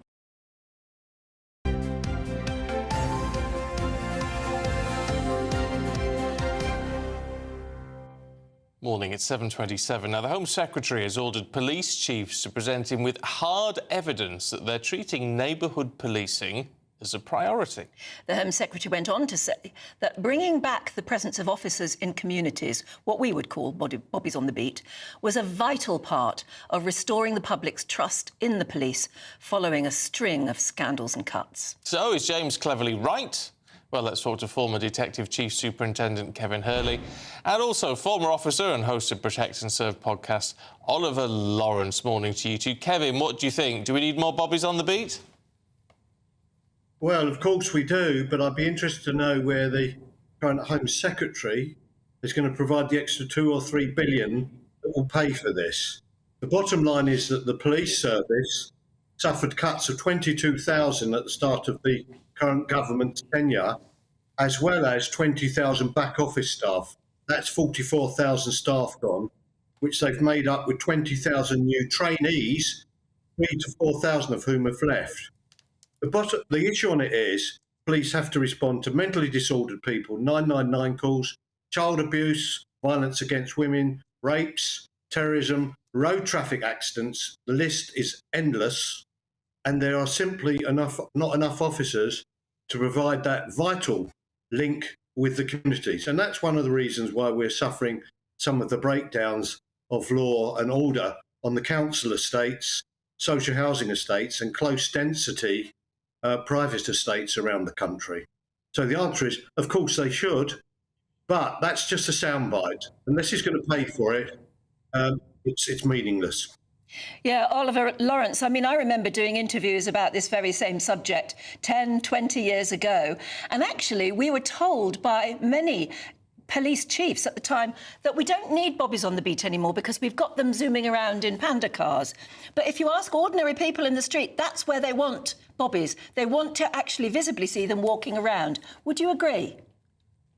I think yes and no. I think policing priorities have changed. I think the dynamics of policing have changed in terms of the challenges facing the police. If we look at London particularly, we've seen 126 police station closures since 2010. That changes the very dynamics of how we respond to the needs and expectations of our communities. I think in a utopian world, yes, we want to be able to see our police officers out on the beat, foot patrols, but the pressure and the strain that the organisations are under right across the United Kingdom, this isn't just siloed to London, those pressures are incredibly unique. And as Kevin pointed out so eloquently, unless we fund these commitments, unless we look at ways of bringing people into policing, because at the moment the greatest challenge facing policing is retention, unless we have the numbers to meet the demand and the dynamics of current 21st century policing, we're not going to see a change anytime soon. It's going to take a lot of time to turn around what has been an absolute apocalyptic change to the policing frontier, since the Conservatives have been in power. Yeah, but we are in a situation, aren't we, where we do need that community link with police officers. Now, as you both say, funding is an issue, but if funding was provided, do you think that is a key way to make us all feel safer and actually have better policing? Kevin, I'll start that with you on that one. Well, yes, because if we look at policing, shall we say, a borough in any big city in the world, of course you need detectives investigating the offences, and you need officers responding to 999 calls, and you need some local crime squads catching street robbers and burglars. But what is vital is that people working on the various estates and in areas where public pass great numbers, like shopping centres, railway stations, that do two things. First, it does provide a reassuring presence, but what it also does is it provides that opportunity for the officers to start to get involved with people in which they gather vital and important community intelligence. So there's a great mix. But in the end, when you don't have enough people, something's got to give. So you can't scrap people turning up to urgent 999 calls when women are being beaten up. You can't scrap people investigating murders and rapes. You can't scrap the armed police who respond to the most awful calls. And you can't scrap public order police. You can't scrap child protection police. So it comes down to, you are absolutely right, both of you, and Oliver, we need extra funding to do that. Now, one final point I would make, policing is not delivered alone. What it needs is a fully funded Crown Prosecution Service, court service, and prisons and corrections service with probation. Without all of them operating together and fully funded, we're never going to move anywhere near where we'd like to be. So I do agree with Oliver. What we've got at the moment is an apocalyptic situation where officers are leaving in large numbers early in their career. Indeed, Oliver is an example of it, as is my own son. We've got a real crisis in the police service and the criminal justice. OK. Look, sadly, we are out of time, you two, but good to see you both this morning. Kevin Hurley and Oliver Lawrence, thanks very much indeed. So at 7:32, Paul Coit, what's in store in the sport? Tell you what I have. I have blue cards, gold medals and ridiculously expensive Super Bowl tickets for you. I think the most exciting bit for me is talking to people. People who I think are ignored often by the major news channels. We're going to give news they want to hear. There's a voice there that needs to be heard. I think there's a chance here for a diversity of opinion to be expressed, which you don't find elsewhere. It's really exciting. We don't hold back. We're free to say how decisions that are taken here affect us all around the country. Only on GB News, the People's Channel, Britain's news channel. Patrick Christie's Tonight, weekdays from 9 p.m. Former First Minister Nicola Sturgeon has made her much-anticipated appearance before the Scottish COVID inquiry today. It comes after allegations emerged that she deleted key pandemic WhatsApp messages, used the pandemic to push her own political agenda. But let's just cast our mind back, shall we, to August 2021, when Sturgeon was asked if she'd hand over all her WhatsApps to the inquiry. Here we go. I think if you understand statutory public inquiries, you would know that even if I wasn't prepared to give that assurance, which for the avoidance of doubt I am, then I wouldn't have the ability. This will be a judge-led statutory public inquiry. Which, for the avoidance of doubt, I am. OK. Well, you weren't, were you? But fast forward to today, and she was much less forthcoming. WhatsApp messages between yourself and Mr Yusuf and Ms Lloyd were produced by you. Where did you get them? They were provided to me through the Scottish Government. But did you delete them? Yes. Did you consider yourself, against that background and your considerable ministerial experience, to be precisely the right First Minister for the job? No, that's not how I would have thought of it at all. There's a large part of me wishes I hadn't been. All right, then. I'm joined now by Tory MP Lee Anderson.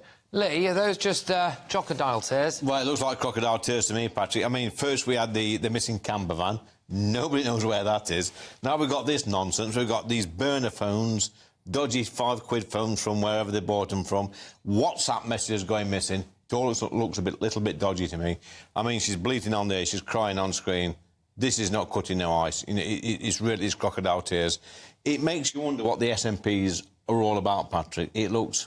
I mean, the people that have burner phones, let's be clear, people that have these dodgy phones where you can't trace them and disappearing WhatsApp messages, these are normally criminals, these are drug dealers, and you know what? These SNPs are no better than criminals. Join us every night on GB News at 11 p.m. for Headliners, which is 3 top comedians going through the next day's news stories, which is exactly what you need, because when the establishment has gone crazy, you need some craziness to make sense of it. Headliners. You don't have to bother reading the newspaper. We've got it covered for you. Every night at 11 p.m. and repeated every morning at 5 a.m. We won't send you to sleep like some of the other paper review shows out there. So join us 11 p.m. every night on GB News. The People's Channel, Britain's news channel.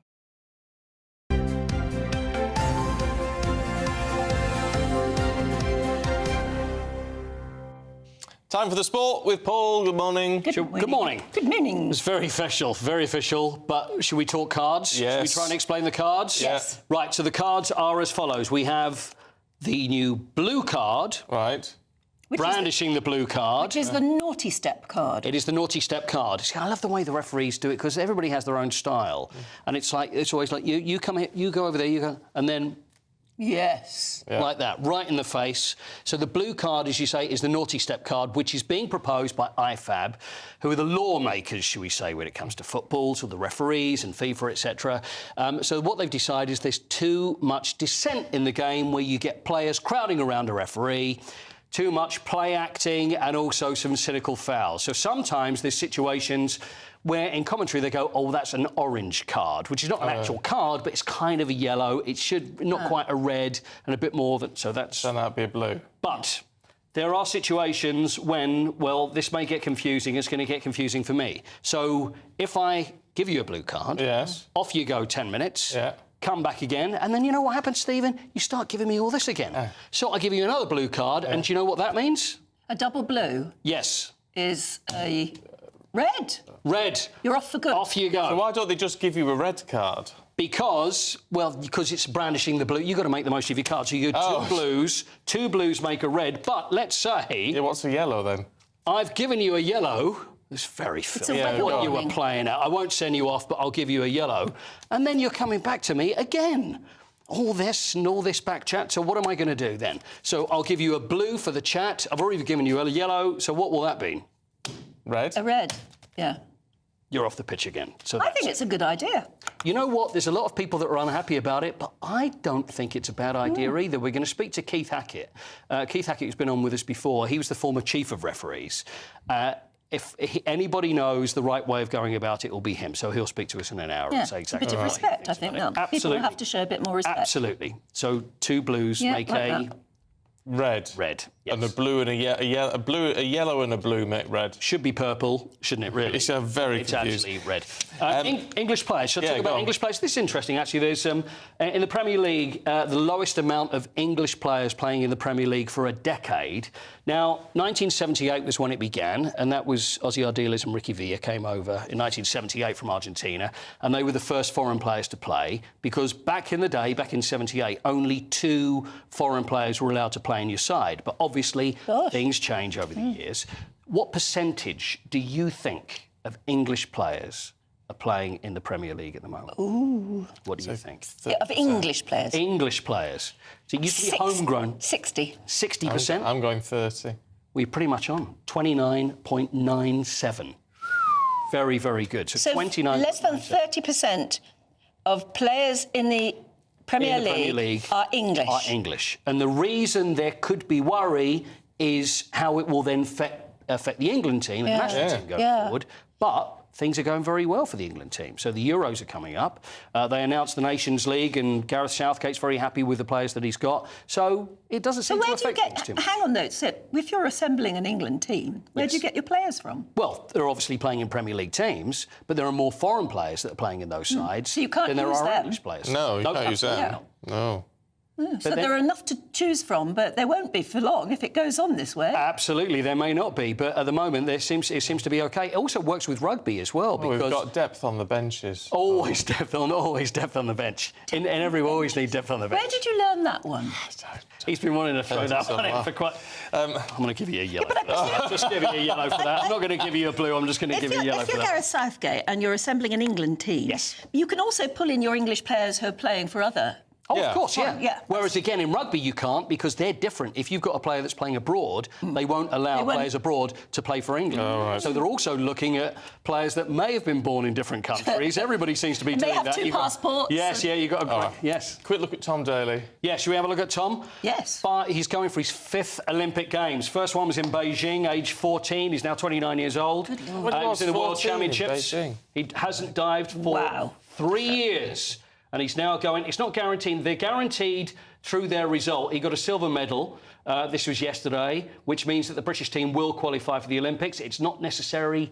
not necessarily true that Tom does a celery. Sir. I always say that as a joke to my kids, and it's still with me. Not necessarily that Tom Daley will actually qualify for the Olympic Games, but he's going for his 5th gold medalist last. That's quite something. Oh, well, there you go. By the way, that was me that was diving next to him, Budge. Is it? Yeah. Oh, I thought it was Noah Williams. But No, it was you. it wasn't Noah. It was me. I hope he does, because it would be nice to see him come back with a medal. One of those lovely Absolutely. Parisian Stephen's such a medals. big fan as well, so we wish him well. Huge fan, yes. Paul, thank you. Thank you. Go on, have a go. Go on. Right. Okay. Go on, yeah, go on. Off. Oh, it's not even on camera. There it is. Off. Get out. Yeah, actually, leave them here. They're very useful. Yeah, they are useful. All right, we've got the papers heading away in just a moment.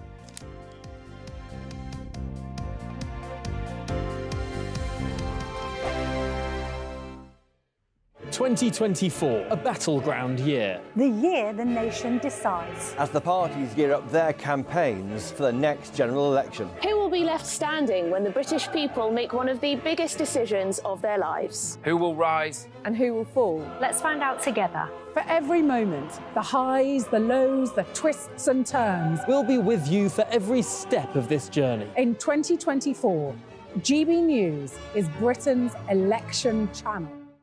Martin Daubney, weekdays from 3 p.m. Welcome to the show. Superb stuff, great footage. So you're right in the thick of it there. What's the mood on the ground? Well, I've left there now. I've actually now come to that EU Council summit that I was talking about. It's still pretty chaotic. The entire city of Brussels has been completely clogged with these tractors, sort of 3 abreast in most of the roads across the city. The people of Brussels aren't particularly happy. I mean, this is sort of reminiscent for some people of the Just Stop Oil protests, you know, people gluing themselves. People are unable to get to hospital appointments, and there's a lot of upset about the destruction that's happening on the streets of Brussels today. But on the other side, there's also the protests, which the farmers are saying that EU green laws simply are not able to fit with what they need to do to keep their businesses going. And just before the protests happened, we saw the European Commission actually make some concessions to the farmers' protests.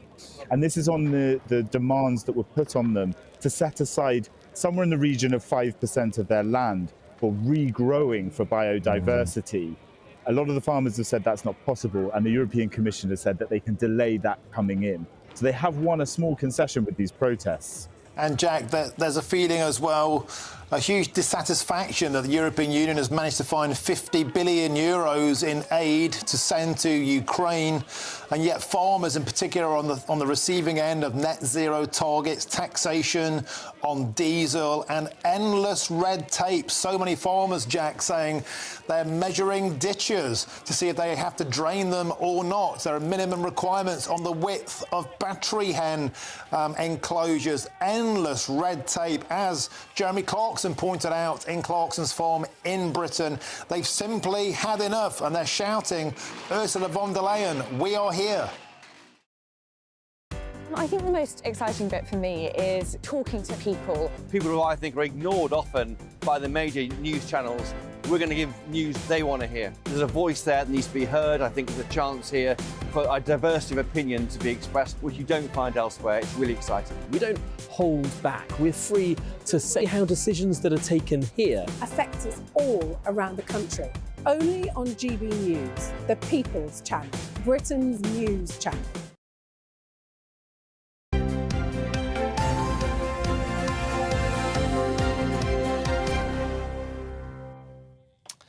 Time for the papers this morning with broadcaster Claire Muldoon and political editor of HuffPost UK, Kevin Schofield. Is that the Scottish special today? It is, absolutely. Yes. Yeah. Square sliced sausage and a tatty scone. Oh, there you go. Which one's which?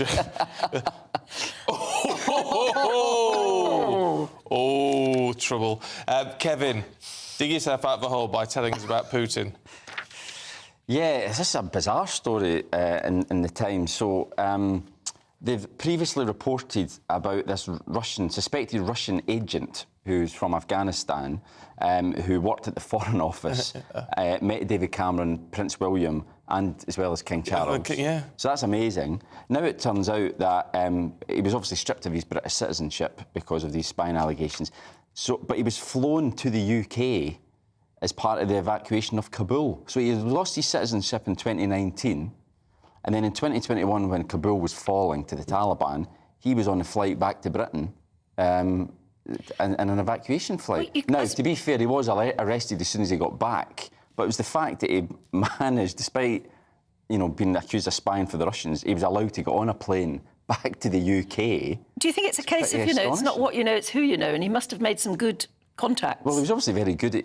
Well, if it's a spy, he's got dodgy paperwork, but it's just remarkable. I mean, clearly it was very chaotic, the evacuation of Kabul and all of that. But just the idea that he somehow managed to get to the UK despite facing these allegations and not even being a British citizen is pretty remarkable. So why are they saying he's an alleged Russian spy? Well, because this is, I don't think it's been proven. Have they named him? No, he's known as C2. Really? Something out of James Bond. C-3PO, or Star Wars, And he's appealing against the decision to strip him of his citizenship. Let's spend lots of money on his legal rights. Yeah, so that's how all this has come out. It's an incredible story. Let's go north of the border. Right, let's do this. Michael Matheson, the Scottish Health Secretary, as was. Yep, as was. Is that to go eventually? Not before time, I'd say, after throwing his children under the bus. He did, yeah. He really did. He's the one who came back from holiday in Morocco with an £11,000 data bill for what he now says his kids were watching football on their iPad. I mean, come on. I know the Old Firm game is on New Year's Day when they were away, and allegedly they are Celtic supporters, but Celtic aren't worth £11,000 to watch at the moment, and to be fair, nor are Rangers. But anyway, this is just absolutely disgusting, and this is on the back of a new report that we're going to touch in the next hour, actually, about the minimum unit pricing for alcohol that the SNP are convinced is the way to help Scots abolish their proclivity to drink, and it's not working. But he should have been out to defend this, but he resigned the day before it was launched. This is not a stable government up there. It really isn't. A stable, devolved government, I have to say. It is absolutely incompetent at so many levels. This is not the tip of the iceberg. This wouldn't have been a resigning matter, though. No. If he'd said... If he just said, whoops, I'm sorry, I'll pay it back. Pay it back. Yeah. I know it's a lot of money, but I'm going to pay it back. The cover-up that gets him, It's the fact that he put in... he claimed the 11 grand, so the taxpayer initially paid it. That's how it all came out. Now, he has paid the £11,000 himself. However, by resigning as a minister, he gets 12 grand as a payoff. No. And he's still an MSP. Which means he's up £1,000 on the deal. Do you know what? He was an occupational therapist by trade, and I wish he'd go back to that profession, because clearly all he's fit to do is measure the size of a seat and see if it's going to hurt your back. Come on. It's such beggars belief. It does, doesn't it? And it's also the fact that it's causing a question Hamza Yousaf's judgment because he stood by him. Everyone knew that he was going to end up having to resign. It's a cabal, Kevin, you know that. He stood by him, and now he's had to... Do you think the whole SNP sort of image has now completely crumbled? Well, I hope it has. It has to have had. When you say that, We've both got parents up there. My sister still lives there with her husband and children, and I'm sick and tired of being the only one down here that's absolutely lamenting the state of Scottish politics. But they're still polling up in the mid-30s. I mean, they're not as popular as they were, but it's not like they've gone through the floor. No, their image perception is still very, very good. I don't understand that. I really don't understand that. Well, maybe that's what they're best at. If you support Scottish independence, the chances are you're going to vote SNP. But Kevin, people are surely they're not that silly to actually believe what they're spouting in terms of independence. Surely they realise it just cannot happen, and it won't happen because, one, fiscally it's not advantageous for either Scotland or the Scottish people to have independence. But secondly, moreover, it just will not work. All right, but if you live in Scotland and you might have previously voted SNP, who are you going to vote for? Well, they'll vote Labour. It has to be Labour. They'll vote Labour to get rid of the Tories. I think at the moment the views in general Scottish voters are the most important thing at the next general election is to get rid of the Conservative government, and the way of doing that is to vote Labour. Now the SNP are trying to convince them, no. The Tories are going to lose anyway, so stick with SNP. But I don't think that. I think they're going to lose a lot of seats. The only way I think that the Conservatives would have got any gain in terms of votes up in Scotland is if Ruth Davidson was still ahead of the Scottish Conservatives. She was very popular. She's fantastic. She's a brilliant politician. Weirdly, but Douglas Ross, he's a referee in a... The Tories might gain seats in Scotland. Watch this space. The Tories might actually go up in Scotland. But not enough. No, not enough to save them down here. And don't forget, the SNP are only there because of their allegiance and their concubine, for want of a better word, with the Greens as well. So they're in bed with the Greens. So that's the reason they were able to take control of Bute House and indeed Scottish devolved matters. Let's move on to the NHS waiting lists, because we have spoken so much about, particularly at the moment, prostate cancer, for instance, and the fact that the King has made his condition be known. And then we got inundated with people getting in touch saying, that's all very well, raise awareness, but I can't get an appointment about this for a year. Yeah. So what's happening with NHS waiting lists? So the overall waiting list has come down very slightly in the last month by 6,000 to 7.6 million. However, it's still 400,000 higher than when Rishi Sunak at the start of last year said he was going to bring it down. So he's admitted that he's failed on that. But I think what's even more worrying is this: is the people waiting for 18 months or more. It's a long time. Is up by 86%. There were 13,164 people waiting longer than a year and a half for an appointment, which is almost double the low point, which was 7,000 last July. So that's going in the wrong direction. And this is one of the key, as I say, one of the key pledges. And this is the thing with an election coming up. This is the type of thing that people... Oh, it will be. Really I have no idea how you fix this, because what a lot of people say, and a lot of medical experts and NHS experts say, is actually throwing money at it is not the solution anymore. Not the solution. No, well, that is the thing. But, you know, try and... I mean, maybe a Labour government... I think Labour gets more of the benefit of the doubt when it comes to the NHS than the Conservatives do. Maybe a Labour government might... Well, Tony Blair did, didn't he? He brought down waiting lists. So they can reform. What it needs is reform. It's just, it's not just more money and more actually, money. Which Labour is better placed to do. Well, no, I'm not convinced Labour can do it, because as far as I'm concerned, the NHS are not dealing with suitable health issues. IVF should be taken off NHS. Plastic surgery for vanity should be taken off the NHS. There's loads of things the NHS are catering to, are pandering to, that they really ought not to. It's the same with accident and emergency wings of hospitals. You walk in there, it's silent. There is hardly any accidents and there's hardly any emergencies. People are using the service as a service, as a GP service almost, you know, so we have to stop. The other thing I would scrap is the centralisation of appointments, of doing that through a system. I've had so many clinics cancelled because of whatever reason, and then the system doesn't pick up that was a follow-up appointment or it was a first appointment, and then you're cancelled, and then you're not cancelled, and then you don't turn up, and then you get a did not attend. It's just, all of that is time and effort and money as well. And they say do it electronically, we don't need to send out the letters, it'll save in postage and letters. It's wrong. You get the letters anyway, I normally get them twice. Exactly. Right, on that note, we've got to leave it. We'll see you both a little bit later. Kevin and Claire, thank you. Here's your weather. That warm feeling inside from Boxed Boilers, sponsors of weather on GB News. Good morning, I'm Alex Deakin, and this is your latest weather update from the Met Office for GB News. A milder day out there for large parts of the country, but still cold enough in Scotland for some snow and ice this morning. Met Office warnings remain in place, but the wintry weather over northern England is, well, slowly turning a bit milder. So it's grey and it's dank, but it's not quite as cold as yesterday. Far northwest of Scotland may well stay dry, and there'll be drier spells further south, but there will also be quite a few showers coming through. Bit of sunshine, though. Could see temperatures getting up to 11, 12, maybe even 13 Celsius. Further north, closer to average, but generally milder than yesterday. Still cold, though, with this brisk and bitter easterly wind blowing across eastern and then northern Scotland tonight. And as the wet weather moves northwards, there will be more snow coming in here. Again, mostly over hills. Some of the higher routes won't be very pleasant through this evening.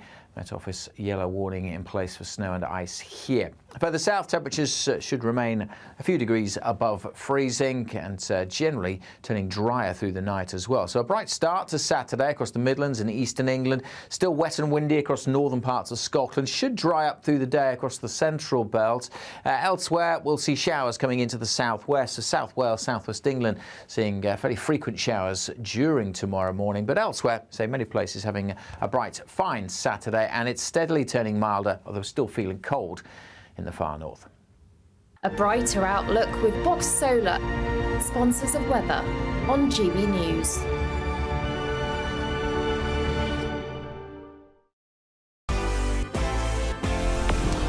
Hi, Rishi Sunak here. Join me for a special GB News People's Forum Live on Monday the 12th of February. I want to hear about the issues that matter to you. For your chance to be part of the audience and to put your questions to me, scan the QR code on screen or go to gbnews.com.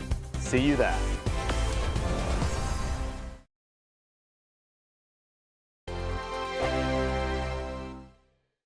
I'm Christopher Hope. And I'm Gloria Di Piero, bringing you PMQ's Live here on GB News. Every Wednesday, we'll bring you live coverage of Prime Minister's questions when Rishi Sunak and Sir Keir Starmer go head-to-head in the House of Commons. We'll be asking our viewers and listeners to submit the questions that they would like to put to the Prime Minister, and we'll put that to our panel of top politicians in our Westminster studio. That's PMQ's Live here on GB News, Britain's election channel.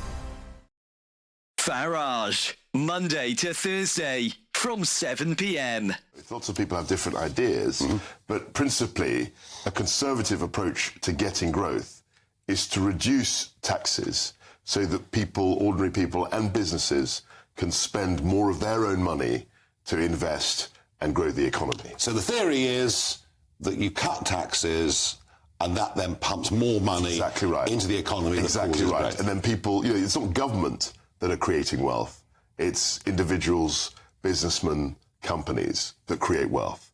It's the private sector that creates wealth, that the public sector then taxes and spends. I get the theory, but one of the criticisms of you, and I think one of the criticisms actually of all political parties, is they appear to be incapable of cutting government spending. That's the key. I mean, and I think when I look back, is that we should have had a credible plan to reduce the increase in spending. Now, that's often a difficult concept to explain. But it's in line with inflation, etc. That's all right. So when you're slowing the increase, it means, you know, one year you spend £100 and the next year you spend maybe £101 as opposed to going up to £110. So the actual level isn't going down, but you're slowing the increase. And that's very much what I tried to do. And actually, looking back, the one thing I wish I'd done, was to present a credible spending plan at the same time as the tax cuts that we announced.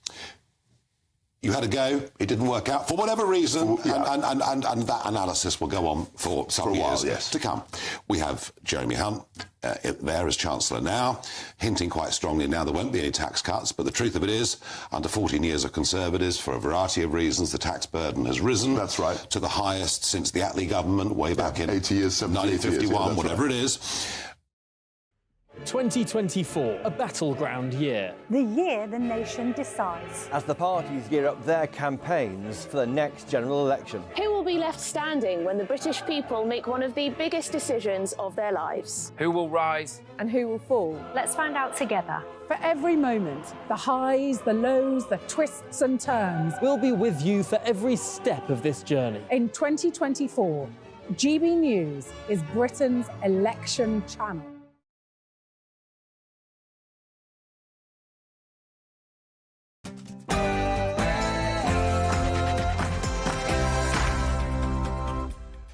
Good morning to you. It's 8 o'clock on Friday, the 9th of February. Today, somebody has the desire to send regular troops that would certainly bring humanity to the brink of very serious global conflict. the Russian President Vladimir Putin threatens all-out war if American troops are deployed to Ukraine during his first interview with Western media since the invasion 2 years ago. And he also accused Boris Johnson of scuppering a peace deal between Russia and Ukraine. We could have stopped those hostilities with war a year and a half ago already. But the British persuaded us and we refused this. Where is Mr. Johnson now? And the war continues. Elsewhere, cracks begin to appear within the Labour Party after Sir Keir Starmer ditches the flagship policy to spend $28 billion a year on green investments. The Science Minister, Andrew Griffith, wasn't impressed. The truth is, it's a colossal U-turn. It shows what we've been saying for a long time, which is they have no plan. You can't afford to go back to square one with Starmer. Schools close across the country as heavy snow hits part of Britain. A wet day for many today, but it is slowly turning milder. Still cold enough for some snow and ice across Scotland, but elsewhere it will mostly be rain that we see, and the milder air continues to spread north as we go into the weekend. Join me later for a full forecast. Firms are looking to cut back costs as new research shows 20% of businesses want to reduce pay for remote workers. And in the sport, there's a new card in football. It's the blue card. It's the blue card. We'll speak to the former chief of referees, Keith Hackett, who will tell us whether it's a very good idea or whether it isn't. Paul, thank you. Morning to you. I'm Stephen Dixon. And I'm Anne Diamond, and this is Breakfast on GB News.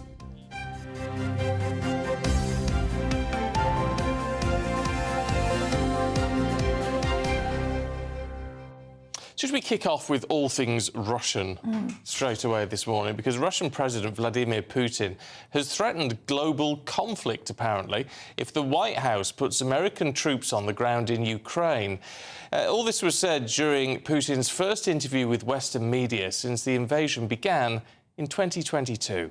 Well, if somebody has the desire to send regular troops, that would certainly bring humanity to the brink of very serious global conflict. This is obvious. Do the United States need this? What for? Thousands of miles away from your national territory. Don't you have anything better to do? Well, Putin also accused our former Prime Minister Boris Johnson of apparently scuppering a peace agreement between Russia and Ukraine. Well, let him cancel his decree and enter into negotiations. We have never refused. And the fact that they obeyed the demand or persuasion of Mr. Johnson, the former Prime Minister of Great Britain, seems ridiculous and very sad to me. Because, as Mr. Arakamiya put it, we could have stopped those hostilities with war a year and a half ago already. But the British persuaded us and we refused this. Where is Mr. Johnson now? And the war continues. Well, we're joined in the studio by Alexandra Tolstoy, whose ex-partner was dubbed Putin's banker before he fell out with the Kremlin. Good to see you this morning. Thank you. I mean, what do you make of this interview? You've watched it in full, I think. Yeah, I watched it in full at 1 a.m. I think mostly Tucker Carlson will be pretty disappointed because he was so rambling, so unimpressive, so full of the most extraordinary lies that Poland collaborated with Hitler, and that's why World War II began.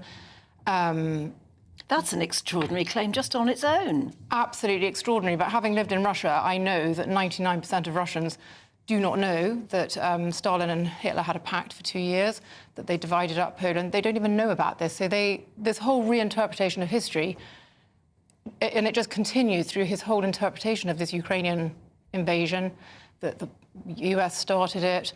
And then he goes on about this thing about denazification, and he cites that Ukrainians collaborated with the Germans. This is true, and actually, in fact, in the West, we perceive it as being extremely brave. They wanted to get rid of communism. They'd had this awful famine in the 30s where millions of Ukrainians had died. And he fails to mention that also 1 million Russians collaborated with the Germans.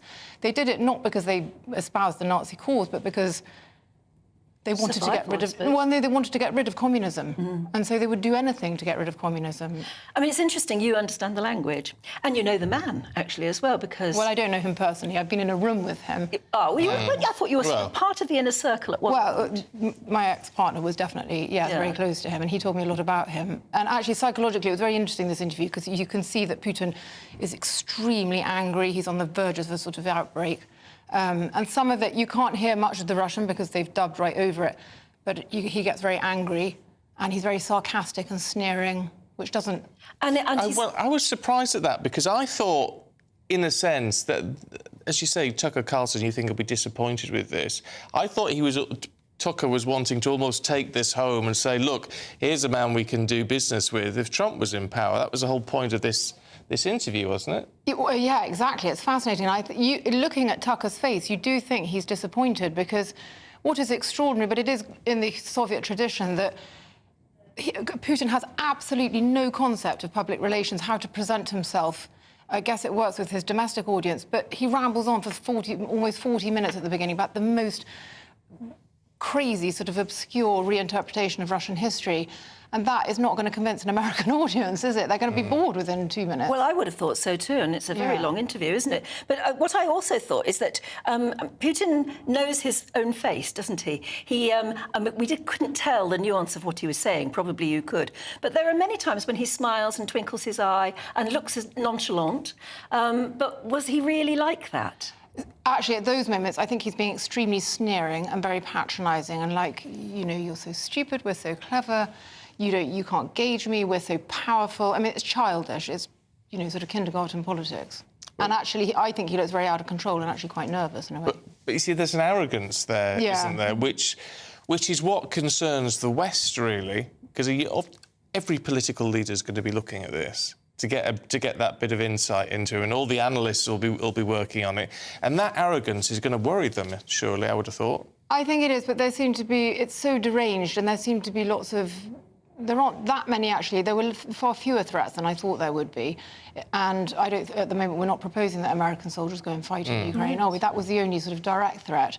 And mostly you feel like it's a very, very personal thing for him. At one point, even Tucker Carlson says, you know, you're bitter, aren't you? And he says, I'm not bitter.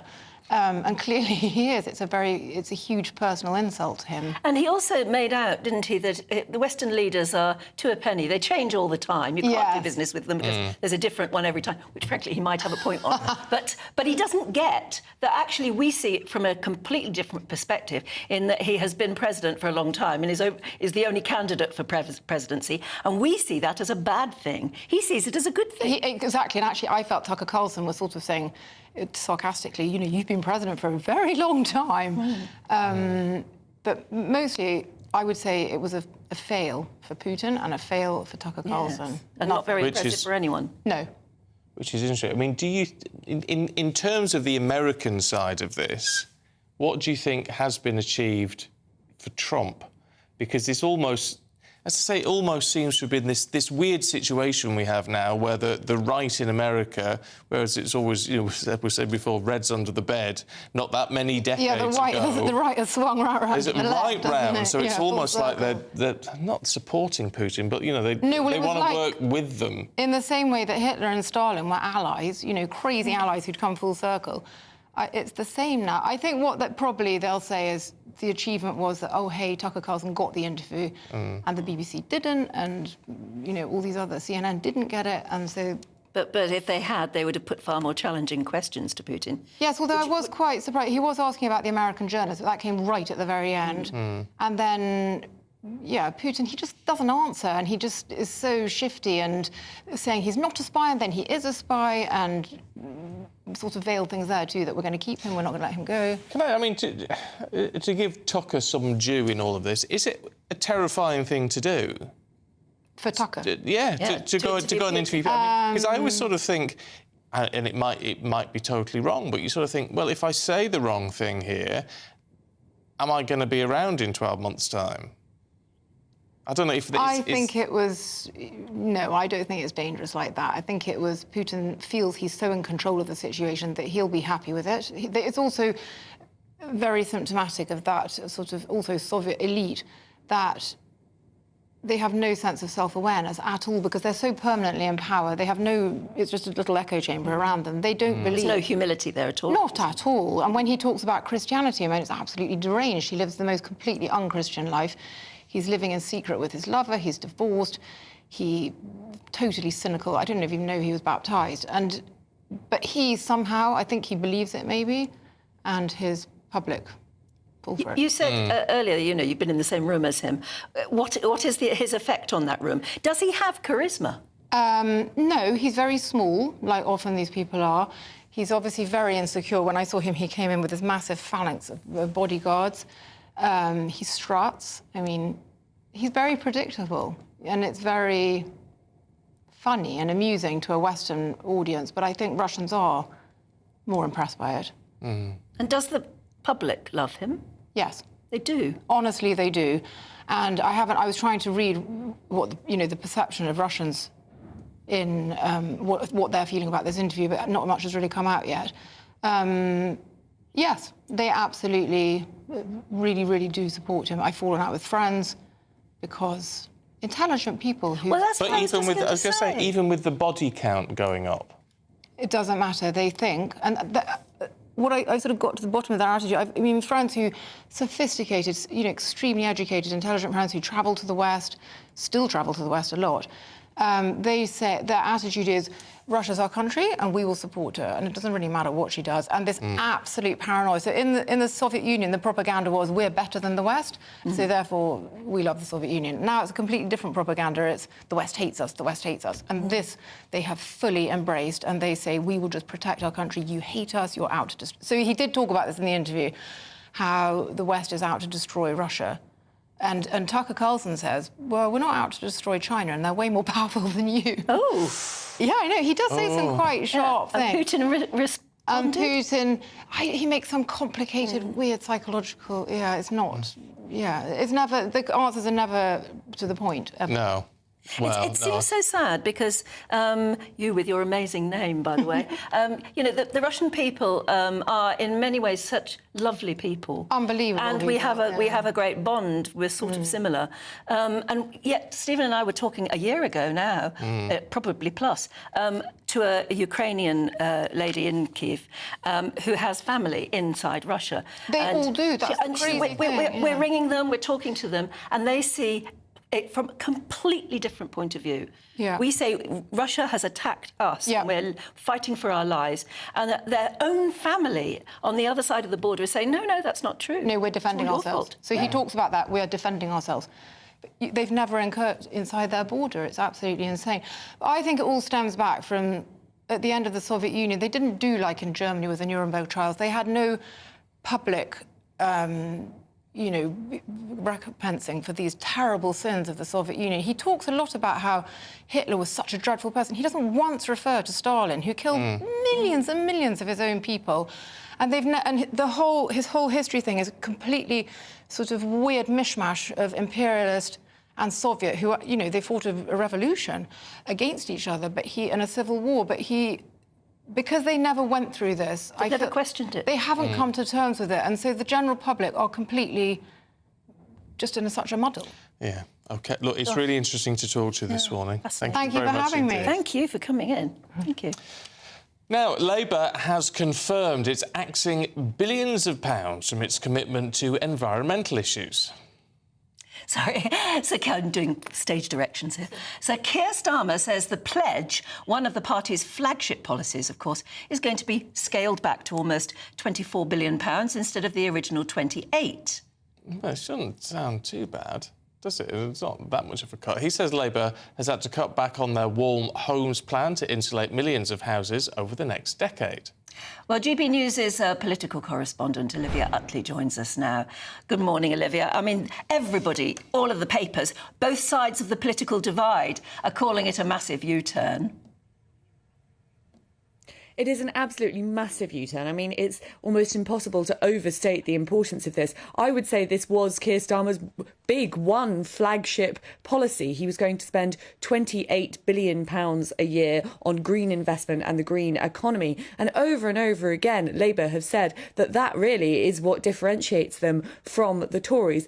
This has now been massively scaled back. Instead of £28 billion a year, it's now £23.7 billion over the course of 5 years. And there's been a huge backlash from Labour itself. Lord Blunkett, former advisor to Tony Blair, has said that although he sort of can acknowledge that the change might be necessary, he says the timing of it is absolutely terrible for optics. For months now, there have been briefings and counter briefings to journalists saying that this is going to happen. And Keir Starmer, over and over again, has said that it isn't going to happen. As recently as Tuesday, he was talking about this £28 billion plan as though it was going ahead. So now the mutterings, of course, in Westminster are what made Keir Starmer change his mind. And the thinking is that Rachel Reeves, his Chancellor, just told him that it was unaffordable. Well, that's not a very good look. If the leader of the opposition is being ruled essentially by his Chancellor, then the Tories are just going to say that when he's in office, if he's in office, he won't actually be able to follow through on any of his policies. So this is a really embarrassing U-turn for Keir Starmer, probably the worst that we've seen in his 3-year leadership. But of course, let's put this in perspective, that Labour are 20 points ahead of the Conservatives in the polls. Labour can afford a bit of embarrassment. Well, maybe, but I mean, just very briefly, Olivia, where does this leave them? I mean, this is a green pledge in a way, but it's their ladder out of the financial hole we're in at the moment. So what have they got as an alternative to that?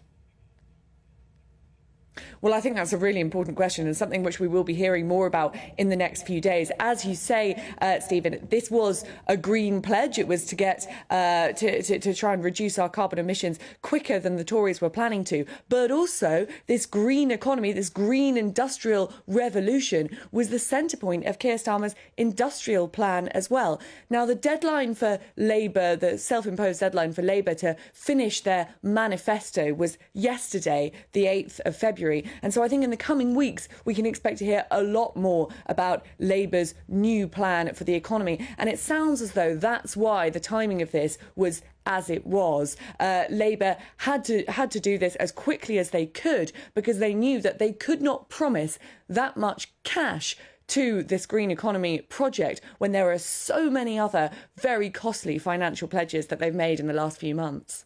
OK, Olivia, thanks very much indeed. Interesting times to try and get involved in politics yourself, maybe. Yeah, indeed. Do you want to talk to the Prime Minister? Well, you can next Monday.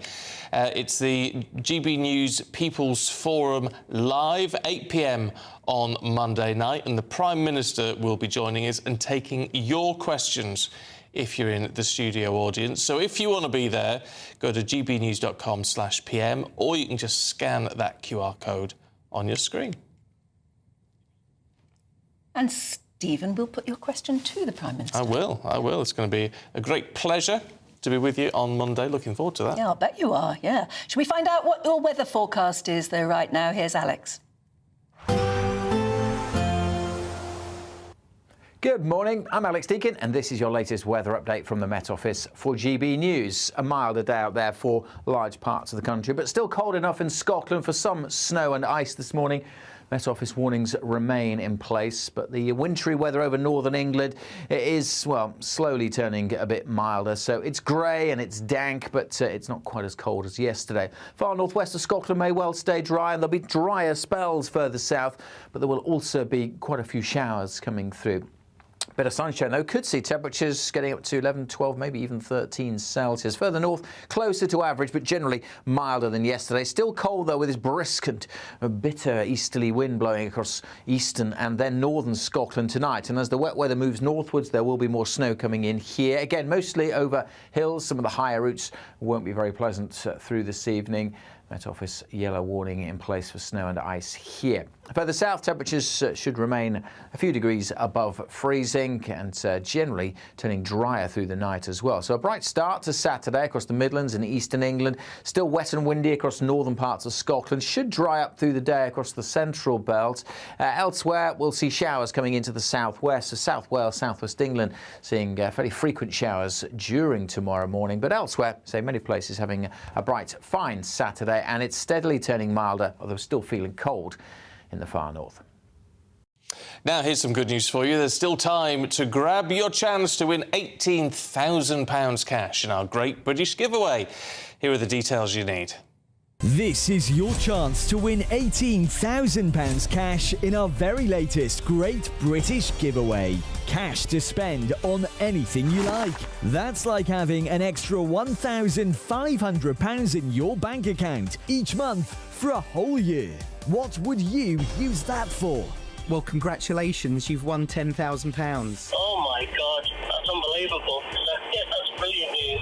For another chance to win £18,000 in tax-free cash, text GBWIN to 84902. Text costs £2 plus one standard network rate message. Or post your name and number to GB02 PO Box 8690 Derby DE1 9TT. UK only. Entrants must be 18 or over. Lines close at 5 p.m. on Friday, the 23rd of February. Good luck. Now, should people who work from home, that may be you, be paid less? Some companies apparently think so. That's something we're debating next.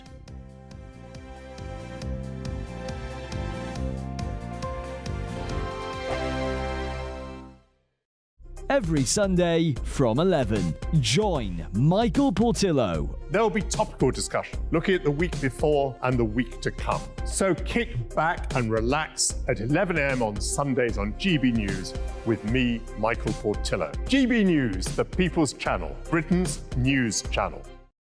Your weekend starts here with Friday Night Live with me, Mark Dolan, 8 till 9 on GB News. Big stories, big guests, and big laughs as we get you ready for a cracking weekend. That's Friday Night Live with Mark Dolan. Fridays 8 till 9 on GB News. Bring your own drinks. The admission's free. Britain's newsroom, weekday mornings from 9:30. When you listen to Nigel Farage's assessment there, do you feel that maybe this is as good as it was going to get, given that we had the pandemic and it was inevitably always going to be a bit of a mixed bag? Well, I think it's a bit of a poor excuse from Nigel there that they haven't done it properly. The facts are, Nigel, that it's not worked. It's not going to work. Yes, we will rejoin. I mean, are we better off for it? Are they... Can I jump in there, Charlie? We're going to rejoin under which government? Because Labour aren't going to do that, unless you don't think... But I mean, it's going to be unavoidable not to join, because I think it's getting worse and worse for us. I mean, let me just say this. Are the NHS better because we're out of Europe? No, they're not, because they're not employing more staff. Is the building trade better off? No. Is travelling abroad or to the EU or staying in the EU, are we better off? No. Are we better off because foods rise because of the EU? No. Are we better off with imports and export? No, because they're taking longer. The overall result is that we're not better off. The killer point here is 57% of the public would now vote to remain. 33% would leave. Surely that's the telling point. It depends on the pollster, Charlie, because we were talking to a very good pollster earlier who said there's no enthusiasm for any change in a year. Maybe 10 years, they might be thinking about it. Belinda de Lucia, let's bring you in. I'm sure you want to react to what Charlie said. I mean, who would have thought that the UK wanting to run its own affairs and making our politicians more accountable would be so revolutionary? EU Parliament voted a majority to get rid of the vetoes, the last remaining scraps of democracy that the EU had. Now, luckily for EU citizens at the moment, you know, it means a treaty change to actually go forward. But that is the mood. The ever closer union. We have dodged a federalised, globalist, international, power-gobbling, anti-democratic organisation, and that's worth more than a few trade and travel perks for a few wealthy people in this country. Hear, hear. Belinda de Lucia, Charlie Mullins, great to see you both. I'm Andrew Doyle. Join me at 7 o'clock every Sunday night for Free Speech Nation, the show where I tackle the week's biggest stories in politics and current affairs with the help of my two comedian panellists and a variety of special guests. Free Speech Nation, Sunday nights from 7 on GB News, the People's Channel, Britain's news channel.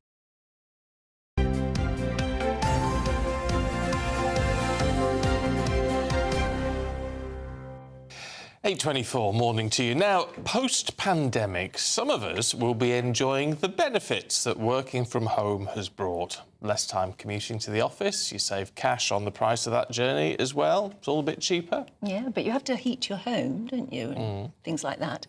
Well, a number of companies have cottoned on to this benefit, and research is showing that 20% of businesses are actually now exploring whether they can reduce pay for remote workers. So should they be paid less? Let's talk to the founder of Pimlico Plumbers, Charlie Mullins, and restaurateur Alex Ruthman. Good to see you both. Oh, good morning. Morning. Go on then, Charlie. I sort of think I know what you're going to say, Charlie, on this one. Yeah, well, undoubtedly you can pay them less. I mean, why would you pay them the same amount as somebody that's making an effort to come in the office? I'm not sure we should be considering should we pay them less or should we be replacing them with people that want to go to work and start contributing to a business and to the economy. Are they not contributing even if they're working from home? Well, probably 50%. I would pay them 50% less, but I would. Oh, that's a lot of a reduction, isn't it? Yeah, well, I think they're doing 50% less work anyhow. That's You my really do view. Well, think majority that? of them, yeah. You know. Is that your experience? Oh, well, most anybody I know... Well, I don't allow anyone to work from home anyhow, so they would need to get a job somewhere else. But what I'm hearing with other people, they're in the beauty place, they're up the gym, they're doing different things at home, children, all the distractions. Obviously, there's a certain amount of people that do work from home and are more productive, but I believe majority are not. And I believe that, you know, if you're running a business, you need to be in control of it and tell them to come into the workplace. Alex? Work from home. Never personally my favourite thing, but that's by the by. In terms of productivity, I would say obviously it's about setting good KPIs in the business. If somebody's expected to complete the accounts for said client by this date, then they can do it, you know, according to deadline, according to the amount of work that's required to be produced. So for me, I'll be looking at what the person's producing for the company rather than thinking about that, thinking that they're going to be sitting at home doing nothing. That's really up to management to make sure that that's going smoothly and the business is productive. In terms of working from home, yeah, they may save costs on travel, but equally the business is saving costs on office space. So, but not necessarily, though. Not if they've got the office space already, it's just not being used. Well, many have downsized and taken the opportunity to take smaller office spaces or being able to move to less central locations. In my view, you know, it does seem inevitable that it will happen, but it doesn't seem justified. Somebody should be paid for the quality of the work and the quantity of work that they put out, irrespective of where they are. And I think also, critically, that the fact that it allows that flexibility is extremely helpful for perhaps women post-childbirth and post-maternity leave and being able to work from home and have flexible working, who've been extremely valuable to the company for many years and might really, really benefit from not having to do that commute because they've got the school run, the pick-up. Maybe they want to spend their lunchtime preparing fresh food for the... You know, but does it help the business, though, Alex? Sorry, I may say working fathers as well. Not yeah, but does it help the business, the fact that you can spend more time with your children, you can sort of get other things done, but does it really help the business? I mean, you're being distracted. Well, I think if you're talking about people with school-age children, for example, the children are not at school, but that might... I do find that with remote... I mean, I've done some remote working myself. I mean, to some extent, you might end up working more hours than people that come into the office because you don't have but you're a that boss, aren't you? You know, I mean, if these people that are sitting at home was paying the wages, I think they'd have a different outlook on it. And you know, there's too many distractions for home. And why would a business expand or you know, take on more people or open a new business knowing that they're going to want to work from home, they're going to want to call the shots? Yeah. I mean, you've got to be in charge of your own business. And I don't think that when people are at home, they're in charge of what they want to do. But what about targets? I mean, Alex's point, Charlie, was you know, you've got the KPIs, key performance indicators. That's it, exactly. It's all very jargony, isn't it? But if people are hitting their targets that you're setting them, does it matter where they're doing it? Well, it does, because they're still not sort of amalgamating with other work people. They're not learning other people the job. And let's be fair, we all work better in a team, don't we? We don't work better individual. And then you've got the mental health side of it. I mean, that's coming in now. There's sicknesses coming in, more bad backs because they've not got the right sort of desk, the right worktop, the right lighting that's going on. So there's going to be a lot more sort of sickness that's already happening, all because of this working from home business. I mean, if you'd have said 2-3 years ago we're going to be working from home, you would have said you must be mad. Yes, why would absolutely. you do it? I mean, there's been a revolution, hasn't there? Well, yeah, but it's the technology and what can be done remotely, and also, of course, the fact that it's not just about losing the office space. A London-based business, for example, can open themselves up to everybody in Great Britain to work. Now, that unfortunately does mean I feel that you'll see remote working salaries drop and drop and drop, because if somebody's living in Hull and is equally skilled as somebody who would be competing for that job who lives in London, their salary expectation might be significantly less. It would be. I can see that the economics of business... Well, it's already happening. I do feel it's going to go that way, and, you know, but not necessarily that I agree with it.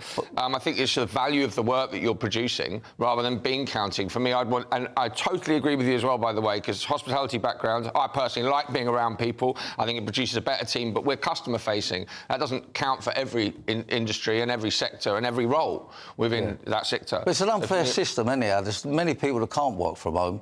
And it's just an unfair system. And it's a two-tier system, surely you would have a two-tier pay system. That's a very good point, actually, in terms of two-tier. You know, it's like, if you're working in the plumbing business, if you're working in catering, you can't work from home. Yeah.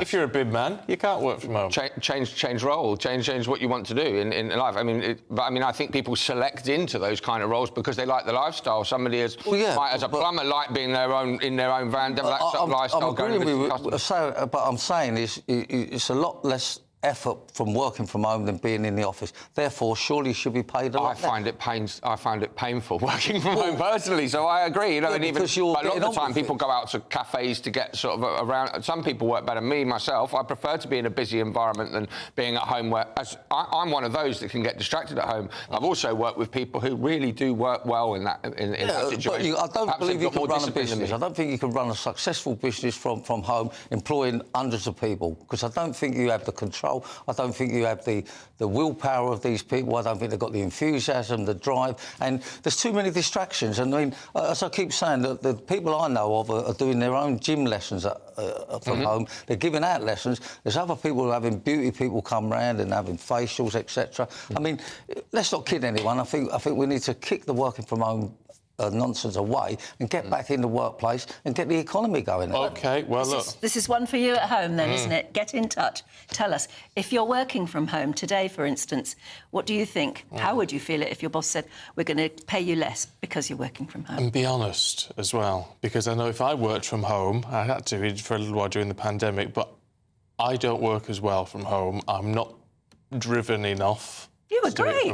Yeah, well, yeah, but if I was running if I had paperwork and things to do, and no, I wouldn't be very good. But I agree, doing a series of Zoom meetings with people isn't the same as having them all in the office. No. It isn't. But anyway, let us know what you think. And in the meantime, Charlie, Alex, thank you both very much indeed. You can whip us up a meal. Yeah. And Charlie, I've definitely got some taps for you to sort out. Well, we certainly couldn't do that from home, that's No, that's you certainly couldn't. Thanks both very much indeed. Now, Paul's coming up in just a sec and is going to be showing you the new blue card for sin bins in football. Does it make any sense to you? We'll tell you more in a minute.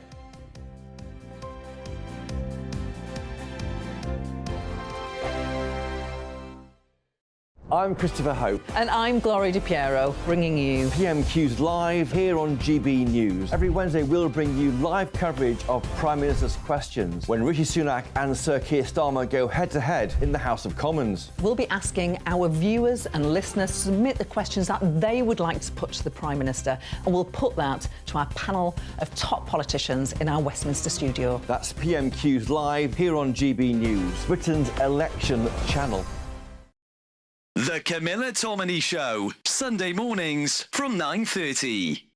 Questions to be answered, and there seemed to be a significant amount, does once again point its way to a public inquiry into exactly what happened in this case. Starmer's called for that. Would you call for that too? I certainly think that first of all, there's one thing that's happening now. The NHS have to order an independent inquiry. That's been done. So they've got to look at all the whys and wherefores of what happened with this man. If it appears that we're not getting sufficient depth and breadth to this, then I think having an inquiry with all the powers that brings would be extremely advantageous. What I don't want is some long-winded inquiry that will take years, by which time other people will have been put at risk and maybe other lives have lost. We know what the problems are here, Camilla. Law's been passed on this. This is all about making sure on the ground we implement the highest degree of monitoring in order to ensure the safety of the public. Has care in the community failed I mean, it seems oxymoronic to say that it's care in the community in this case. We know that the number of psychiatric care beds has been slashed from 52,000 back in 2001 to 24,000 now. I've anecdotally, because I wrote my column about this in the Telegraph yesterday, received quite a lot of correspondence from people saying the situation with care in the community is dire. People aren't being adequately monitored. Was it a mistake to close down all of those mental institutions? I don't think we should go back to those days when we had those appalling institutions where we just lock people away and forget about them, and not just mental health people, but autistic people and disabled people. Horrific way to treat individuals, and you know I campaign on that a lot. I know. However, I think if we move into a more community-based approach, which can be really good for many, many people who are on the spectrum and on that scale of mental health, we have to remember there will be a small but significant number who will continue to pose a danger. Okay. And that's why monitoring is so important. I'm Michelle Dewberry, and I'm not here to tell you what to think. I'd much rather hear what you have to say. So, send in your opinions to gbviews@gbnews.com. Keep them clean, and you never know, I might read them out.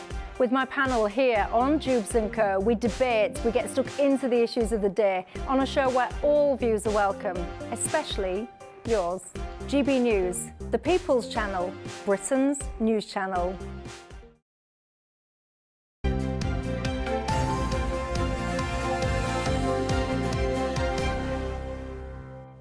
Sin bins would be a great thing to employ here at GB News. Paul Coyte, never be out of it, would you? No, I'd always be in there. I like Anne's version of it. It's the naughty step, isn't it? Naughty step. It's the football naughty step, which is the... It's got a lot of use today, my blue card. Yeah. It has got a lot of use today, my blue card. And someone who would have brandished it, although doesn't now, because he's the former chief of referees, Keith Hackett, can discuss exactly what's going on with all this business. Morning, Keith. Good morning, Paul. Great to see you. Now, the blue cards, we've got the red card, we've got the yellow card, and now we're hearing the IFAB, International Football Association people. They've come through and said that we're now going to have a blue card, which is going to be a sin bin. If anybody knows, you know. What do you think of it, Keith? Well, let us first of all say that the sin bin has been in operation since 2019-2020 season at grassroots level here in England and has been successful. It's used very sparingly. But it seems to me that what we're trying to do here is we're accommodating weak refereeing, because the laws already allow the referee to caution for dissent. They already caution for that cynical challenge, but now they're enhancing the, if you like, the punishment. So for me, I think that they're right to actually experiment with it. I do think it will have a positive impact. But at the end of the day, we've got to also take into account that fans are going to not be seeing one or two players for a period in the game. Yeah. And therefore, this is not just a player punishment, it's a team punishment. So it should act as a good deterrent. Well, we've often spoken about referees, haven't we, in rugby and how well respected they are by players. Is there any way of actually making players respect the officials more? Because that's the bottom line, isn't it? Because they don't. Education. I think punishment is generally not working. I think we've got to change the dynamic between players and referees. But I go back to referees because I do think that referees have got to be more proactive rather than reactive. Sure. And nip dissent in the bud and punish it at the source rather than allow it to germinate and spread amongst all the players and then damage the image of the game. Where did you keep your cards? Because I imagine that if you've got 3 cards, there's always that worry of pulling out the wrong one, maybe. I mean, do you have... It's all those things I've always wanted to know. Would you have a different pocket for a yellow and a red, and then you'll have something else for a blue? How did it work with you? Because obviously you have your watch as well. Yeah. And yeah, it's a great point. The yellow card was like the gun in the holster in my right-hand pocket. I'm right-handed. The red card used to be in my top left-hand breast pocket with a Velcro sort of cover on it, making it very difficult to show it. So this is only used in emergencies, isn't it? It's like, here we go. Yes. I think certainly how you use the card is important. But look, I think we've just got, as referees, to be more proactive, and we've got to prevent. And players have through managers, have got to actually improve the image, because it does cascade down to referees at grassroots level and make their life very, very difficult. And one more thing, and briefly, and I know with you, and this is the sort of referee you were, and it's all about talking to players, isn't it? It's about the relationship between you and the players, and it's like, listen, fellas, you know, you tone it down a little bit.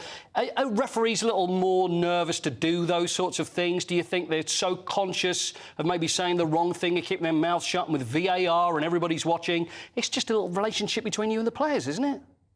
I think communication is the heart of a good referee, and really that ongoing communication with players, sometimes encouraging them. You know, you might get a player who comes up and says, that was a really poor decision, ref. And I go, hey, just a minute, you missed that shot on goal. I thought you should have put it in the back of the net. Yeah. I think it's a part of the craft and enjoyment of participating in a game. Keith, always good to speak to you. You always speak so much sense. Doesn't he just? Really does. Keith Hackett, former chief of referees. Always go to Keith and he'll always say how it should be. Yeah. Do you know what? I was going to say, there isn't a green card, is there?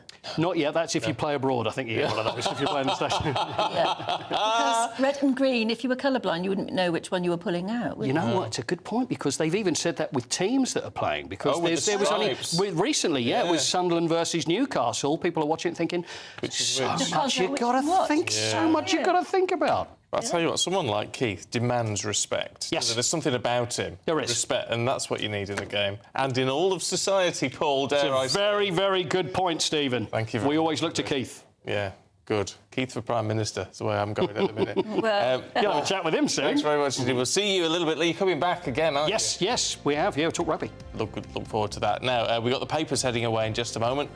Don't go anywhere.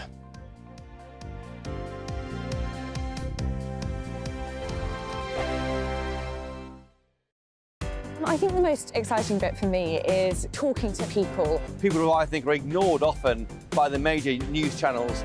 We're going to give news they want to hear. There's a voice there that needs to be heard. I think there's a chance here for a diversity of opinion to be expressed, which you don't find elsewhere. It's really exciting. We don't hold back. We're free to say how decisions that are taken here affect us all around the country. Only on GB News, the People's Channel, Britain's news channel. Good afternoon, Britain. Weekdays from midday. Elon Musk has announced that the first patients to receive a groundbreaking brain implant from Neuralink is recovering well. This is all a bit odd. The product, called Telepathy, uses a robot to surgically place a computer chip in a region of the brain that controls movement. Yes, Elon Musk says that the first goal is to enable people to control a phone or a computer just by thinking. He says that initial tests show promising signs of brain activity, meaning that patients with paralysis could one day overcome their conditions. Not sure about this one. Joining us to discuss this breakthrough is applied futurist Tom Cheesewright. Tom, this sounds, well, slightly terrifying. I certainly think a lot of people will be thinking this is something out of a sci-fi horror rather than reality. But this is a technology that's been a long time coming. We've been developing direct brain-computer interfaces for a long time, mostly for the sort of therapeutic reasons that are the initial goal, at least, of Elon Musk's Neuralink, to allow people who are perhaps quadriplegic to have direct control via their brains of initially a smartphone and maybe ultimately artificial limbs or a wheelchair. It does seem fascinating how quickly this technology is moving on. I saw demonstrations perhaps a year or two ago of people playing a very simple Pong game just by thinking, moving sort of one line on a screen up and down. This seems like potentially there has been a breakthrough that means far more complex things can be controlled just by thinking. Well, there's lots of different aspects to this technology. The initial attempts to interface with the brain used actually quite thick prongs almost that went into the brain, and they were quite solid, and so if the brain moved, they could potentially cause damage. I'm Christopher Hope. And I'm Gloria Di Piero, bringing you PMQ's Live here on GB News. Every Wednesday, we'll bring you live coverage of Prime Minister's questions when Rishi Sunak and Sir Keir Starmer go head-to-head in the House of Commons. We'll be asking our viewers and listeners to submit the questions that they would like to put to the Prime Minister, and we'll put that to our panel of top politicians in our Westminster studio. That's PMQ's Live here on GB News, Britain's election channel.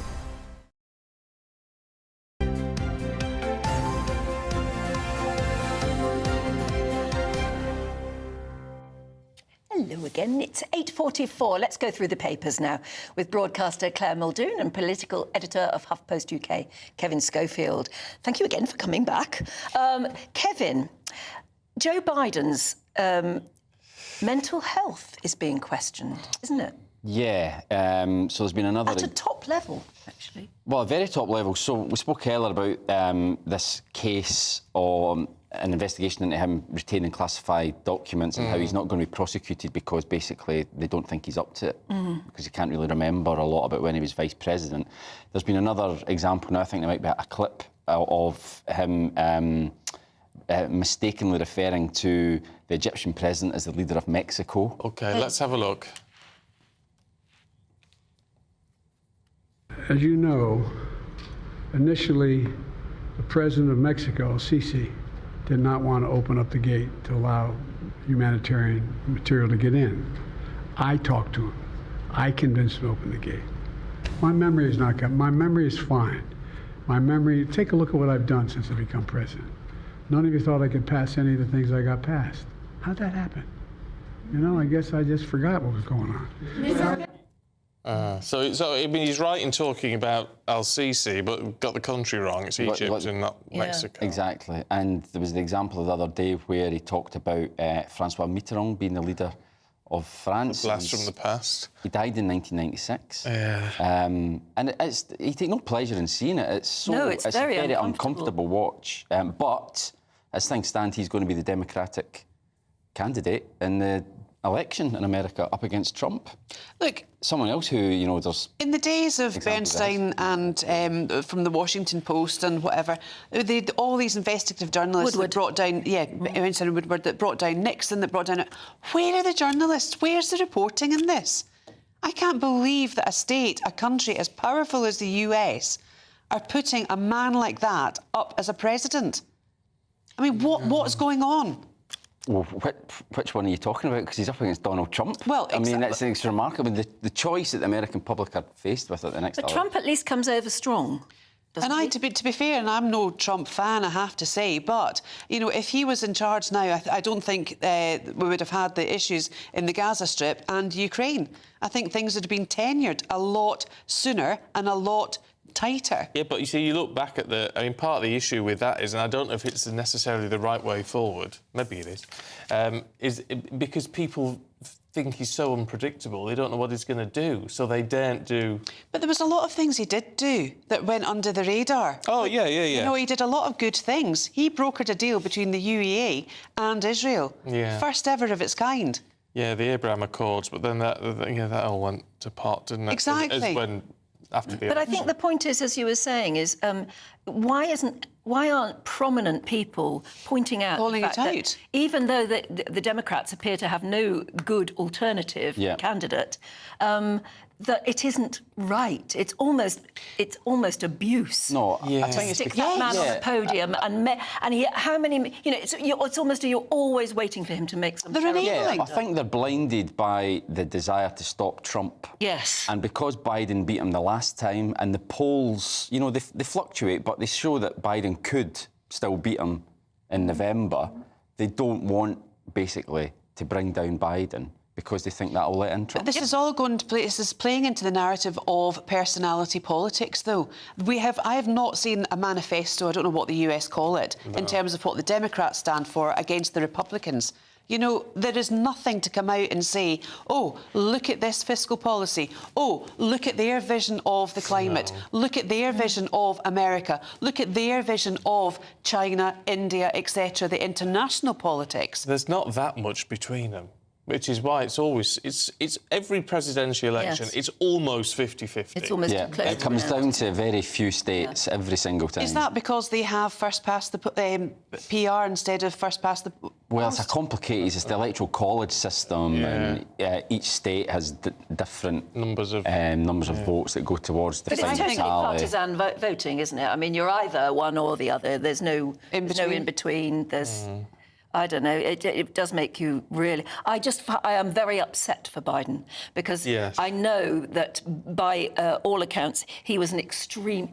I mean, he spent his life as an extremely good politician. His CV is just astonishing. Yes. Astonishing and I think even if you level don't of public like him service. very much, he stood for a lot and he achieved a lot. And it's sad to see and to him end his decline career. like this. But where's his family around this? If I was Jill Biden, I would not allow my husband I wouldn't. to be out there. No. I really wouldn't. It's not right, No, is it? it's not nice to watch. And yet nobody seems to be pointing it out. Apart from us. No, Well, apart from us. They're not listening to us. No.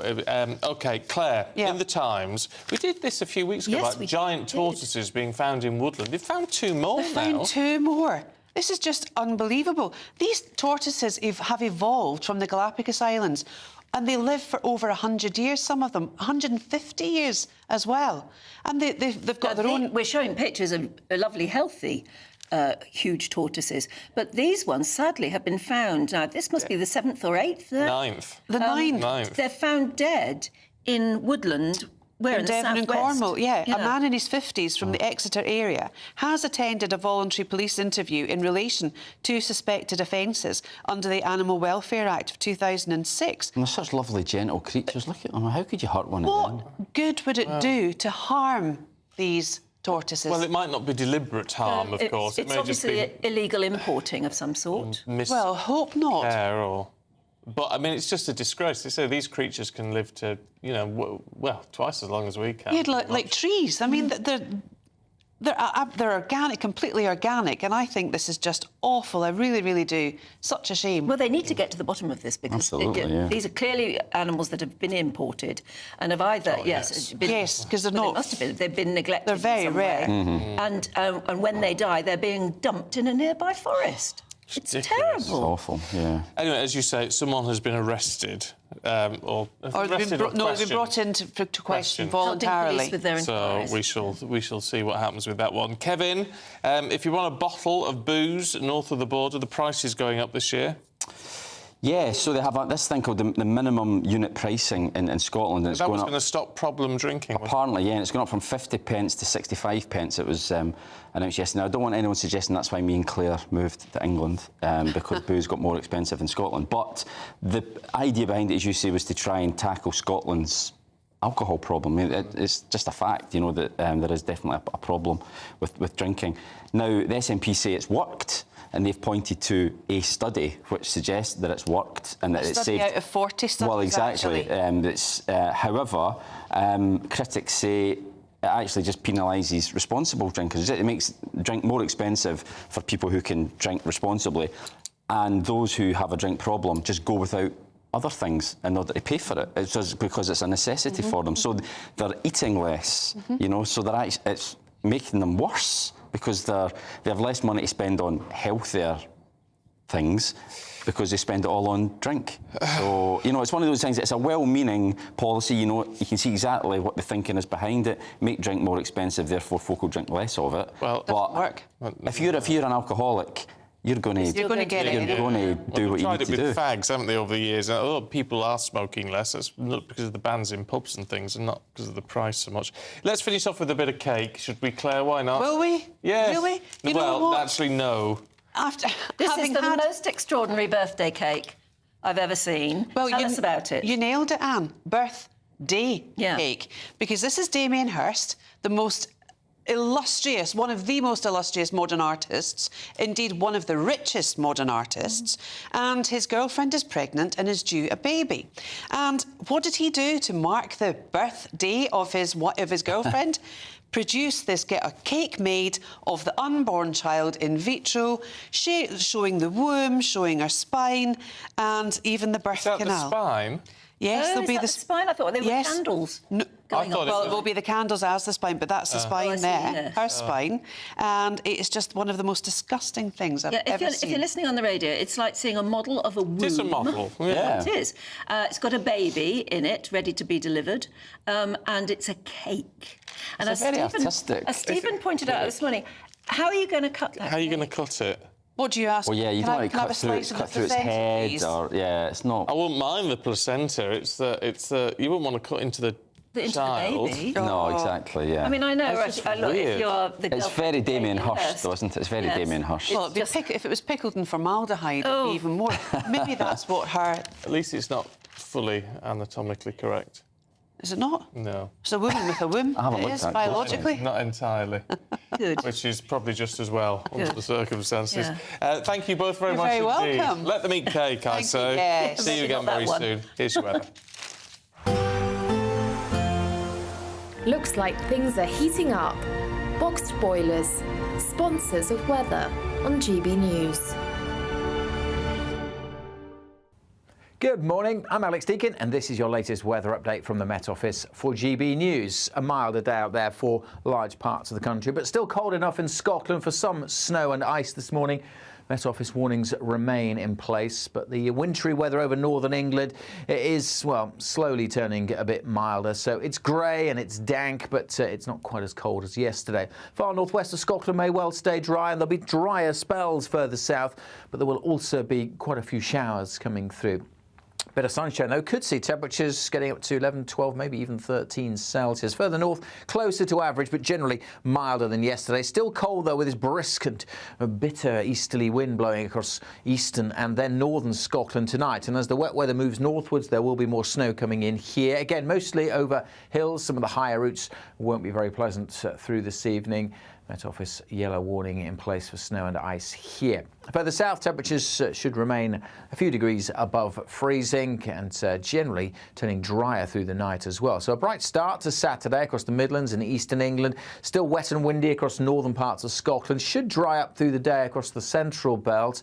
Elsewhere, we'll see showers coming into the southwest. So South Wales, southwest England, seeing fairly frequent showers during tomorrow morning. But elsewhere, say many places having a bright, fine Saturday. And it's steadily turning milder, although still feeling cold in the far north. That warm feeling inside from Boxed Boilers, sponsors of weather on GB News.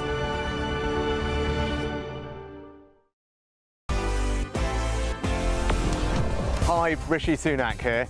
Join me for a special GB News People's Forum Live on Monday the 12th of February. I want to hear about the issues that matter to you.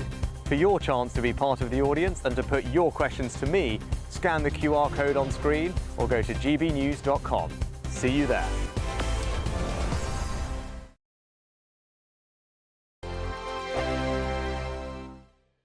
Big news, big debates, big opinion. Patrick Christie's Tonight is the week's biggest show. Every weekday, 9 to 11 p.m, we've got the inside track on the day's top stories. There'll be sharp takes you won't get anywhere else. We will set the news agenda, not just follow it, and I want to bring you along for the ride. Whatever it is, we'll have our finger on the pulse. It's news, but it's this close to entertainment. Patrick Christie's Tonight, 9 to 11 p.m, only on GB News, the People's Channel, Britain's news channel. GB News Breakfast. Every day from 6 a.m. So the highway code was amended recently. Passed me by, but anyway, a new poll suggests this has made no difference to the safety of road users, and I could believe that. Yeah, there was an awful crash in London, wasn't there? A bus and a pedestrian yesterday. Fatality. So we're asking, is the highway code fit for purpose, or should we just scrap it altogether? That's our debate this morning, and we're joined by Danny Kelly. She argues highways are not fit for purpose, and cycling instructor Anna Hughes thinks they are. Good morning to you both. You see, Anna, I think it's a good thing. I think the highway code is a good thing. I just don't think that any of us pay any attention to it, or we should all be tested on it quite regularly, I would have thought. We should have revision courses in it. Yeah, I think you just summed it up, Eamon, by saying the changes passed you by. I actually asked a few of my fellow cyclists and pedestrians, what is classified as vulnerable road users, about this very thing. I said, has the new highway code made things safer for you? And most people said, Not at all. Drivers don't know what it is. They don't know what the changes are. They probably don't know what the rules are to start with. And as you've just said, doing refreshers is a really good idea. It's a bit bizarre that we're given a license to operate this quite dangerous machinery, and then we're never tested again, and especially not on the highway code, which is, especially when it changes, why wouldn't we be retested on that or have to do refresher courses on it? You know, there are conflicts on the road, there are fatalities. It makes sense to be aware of what the highway code says, because it is there to keep us safe. Yeah, Danny Kelly, when I think back, I think it was 1999 I passed my driving test. Hardly any bikes on the road then, to be honest, probably virtually none. I'm Christopher Hope. And I'm Gloria DiPiero, bringing you PMQ's Live here on GB News. Every Wednesday, we'll bring you live coverage of Prime Minister's questions when Rishi Sunak and Sir Keir Starmer go head-to-head in the House of Commons. We'll be asking our viewers and listeners to submit the questions that they would like to put to the Prime Minister, and we'll put that to our panel of top politicians in our Westminster studio. That's PMQ's Live here on GB News, Britain's election channel.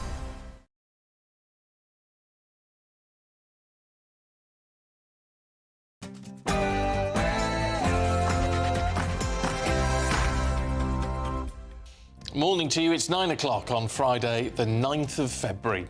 Today, somebody has the desire to send regular troops that would certainly bring humanity to the brink of very serious global conflict. the Russian President Vladimir Putin threatens all-out war if American troops are deployed to Ukraine. He said this during his first interview with Western media since the invasion 2 years ago. And Putin also accused Boris Johnson of scuppering a peace deal between Russia and Ukraine.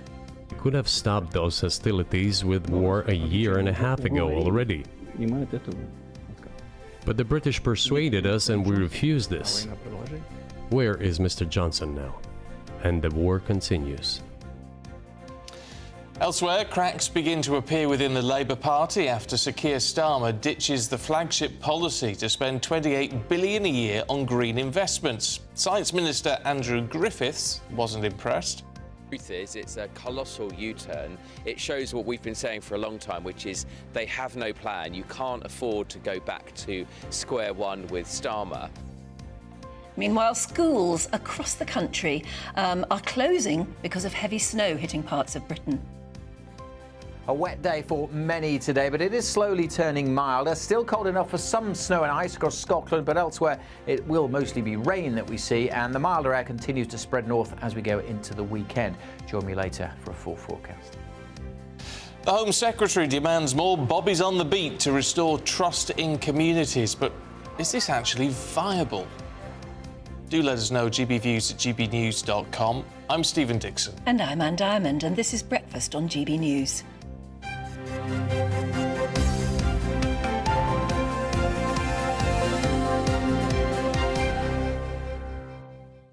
Now, the Russian President Vladimir Putin has threatened global conflict if the White House was to put American troops on the ground in Ukraine.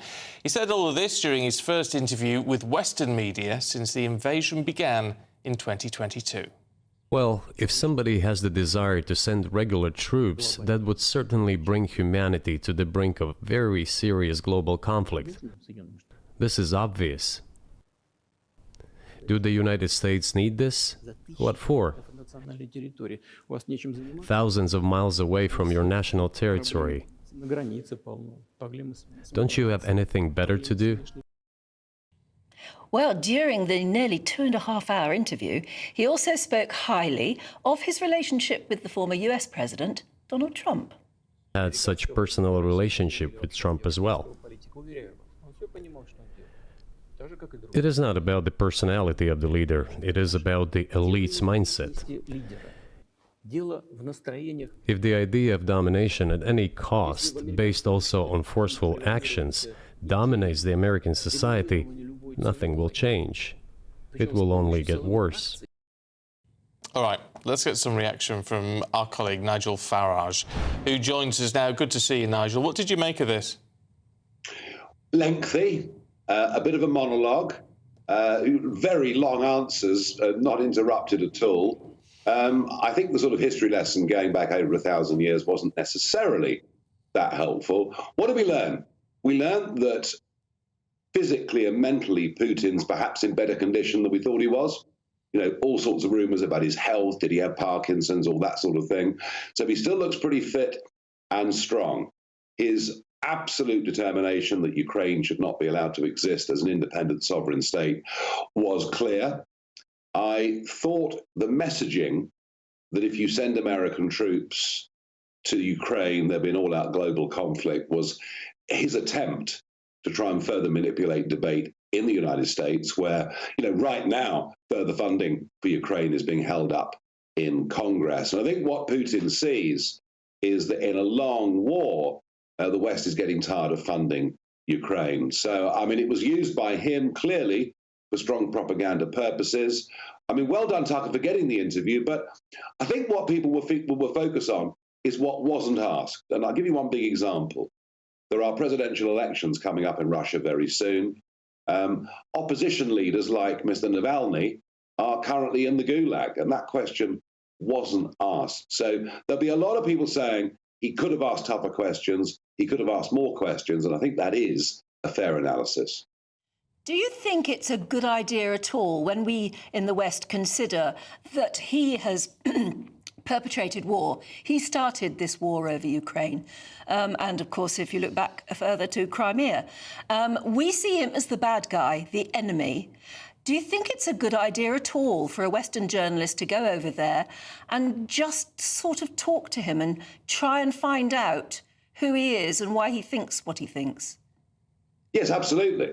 Oh, no, I think that is a very great value. I mean, I think all of our understanding of what is going on in Ukraine, horrendous though it is, all of our understanding of the Putin mindset, the Russian mindset, I think we understand it ever more clearly after what was said last night. They are not going to stop, and they're switching vast amounts of their industrial production in Russia towards defense. They will never give up on this. Now, we can find much of what's happening abhorrent, but the thing that shocked me all the way through has been the absolute reluctance of anyone to think, shouldn't we at least be having some form of negotiations? And I thought what was very interesting, and he has said it before, but he said it more forcefully, was that peace negotiations could have happened. You know, a deal could have been talked about. Now, clearly, you know, he would have wanted a deal on his terms, but a deal could have been talked about, but it was scuppered by Boris Johnson. And very interesting that the BBC weren't even debating that this morning. Yeah, I mean, I guess it's all about context, though, isn't it? I'll tell you what is interesting, Nigel, and we played a clip of what he thinks about Donald Trump. It's very hard to take much from the translation, if you like. We were talking to Alexander Tolstoy earlier on, and she was saying, actually, if you listen to it in the original Russian and what he's saying, his attitude seems to be, it doesn't matter who's in power anywhere else, actually. You know, I'm the person who's important here. There's a tremendous amount of arrogance, she says, in not only what he says, but how he's saying it. And so what he says about anybody else is almost irrelevant, in her view. Yes, although, you know, when he invaded Ukraine, he would have made his own calculations as to what the West would do in response. Now, believe it or believe it not, you know, Donald Trump has told me personally over a year ago and has since told the world that he had told Putin very clearly that if he invaded Ukraine, that America would respond and threaten strikes on Moscow. And I remember a year before the invasion, Trump talking to me about his concerns over Ukraine. I actually genuinely don't believe, if Trump was in the White House, that Putin would have invaded. But I think what he saw was Western weakness, particularly after the fall of Kabul. So there's nonsense in the media that because Trump wanted a good relationship with Putin, that somehow he's Putin's puppet. I think the very opposite is true. I think Putin actually respects Trump. Actually, what you say, a lot of people watching and listening, Nigel, as you well know, will say, yeah, well, great, that's why Trump should be back in the White House. A lot of people will take the view saying, well, is this how we want the world to be run? that it's this mutually assured destruction is always that high on the agenda, that someone like President Trump would be so prepared to start sending bombs over to Moscow, because it's got the potential, obviously, of ending extremely badly. Well, let's be honest about this. Mutually assured destruction began with the dropping of a bomb on Hiroshima. It's been with us for 3/4 of a century. I remember, being a young kid, the fear of nuclear war was very, very high and something that was talked about over family dinner tables. So that threat has been there for a long time.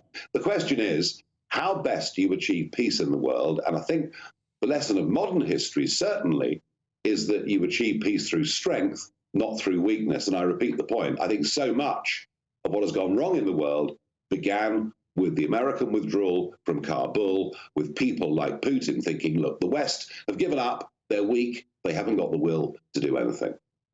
What do you think will be Donald Trump's response to this interview, if he can bear to stand the whole 2.5 hours of it, which I sort of wonder. But I just wonder whether he will feel emboldened by it, because he does believe, as you do, that maybe if he'd been president, Ukraine, the war in Ukraine would not have happened. And can you explain why you think that's true? Yeah, I mean, look, Churchill always said that jaw is better than war. So the fact that a relationship built up and a level of mutual respect is a good thing, not a bad thing. I think that's very, very important. Trump, of course, won't watch it all. I mean, he famously doesn't want anything on more than one side of A4, I mean, that's how he operates as a businessman. No, I think he will. I think he will very much say, look, you know what, the guy respects me, but the guy also feared me. He wouldn't have done this. I think it's also worth bearing in mind that the horrors that are going on, starting in Israel, now in Gaza, all of that was a direct result of the Trump foreign policy achievement of the Abraham Accords, which were about to widen to include Saudi Arabia. And you can like Donald Trump, you can dislike Donald Trump. You can agree with building a wall or disagree with building a wall. But I think anybody with a rational mind would say that his presidency globally for an American administration was one of real peace. I was just going to say, in terms of moving forward, we've had, it looks like we're going to have a Trump-Biden runoff this year, doesn't it? And there's been another gaffe from President Biden. Some people jumping on the bandwagon, of course, Nigel, saying, well, it just goes to show, you need to kick him out. To me, it seems, frankly, the whole situation seems quite cruel now that this man is going through what he's going through on this global stage. Well, it's cruel on us, too. I mean, the man's got senile dementia. I've been saying that for some months. Oh, don't be so beastly, Nigel. No, he's got senile dementia. He's not just the leader of America, he's the leader of the free world. And under his tenure, many of these awful things around the world have happened. Doesn't mean it's all his fault, but he is clearly totally incapable of the job. And I don't agree with you, Stephen. I don't think it will be a Trump-Biden runoff. I think they'll ditch him before the Democrat convention takes place in July. I think he's just too embarrassing. His personal approval ratings are falling and falling and falling. They're down in the mid-30s, and that in America is sort of historic lows. No, I think they'll get rid of him. And I think what was interesting about yesterday was a lot of the more liberal media have turned a blind eye to his mental deficiencies. Now they're all looking at it. And I mean, what do you think about it? To hold a press conference and say, hey, guys, my mind is fine, and then to confuse who the president of Mexico is with Egypt. In this very same week, you've talked about President Mitterrand being still in charge of France when he died in 1996. I mean, look, literally every single day now, there is something that happens that is literally cringe-making. So, no, I think they've got to get rid of him. And you think they'll get rid of him for almost anyone? Or do you have, is there a front-runner name that you can predict now? Well, clearly the sort of good-looking, charming Democrat is Gavin Newsom, who was the governor of California, very articulate, would play well on the media. His problem, of course, is that under his tenure, California has had some catastrophic problems. And it would be difficult for him to shake that off. There's nobody else obvious other than you know, the real outsider that keeps being talked about, now whether we take this seriously or not, I don't know, but Michelle Obama's name keeps being raised. Now, I just don't know. I would have thought that, you know, after all those years in the White House and living under that pressure, and given that Barack is now like David Attenborough of America, doing wildlife programs and incredibly popular, you know, why the hell would you want to give it all up?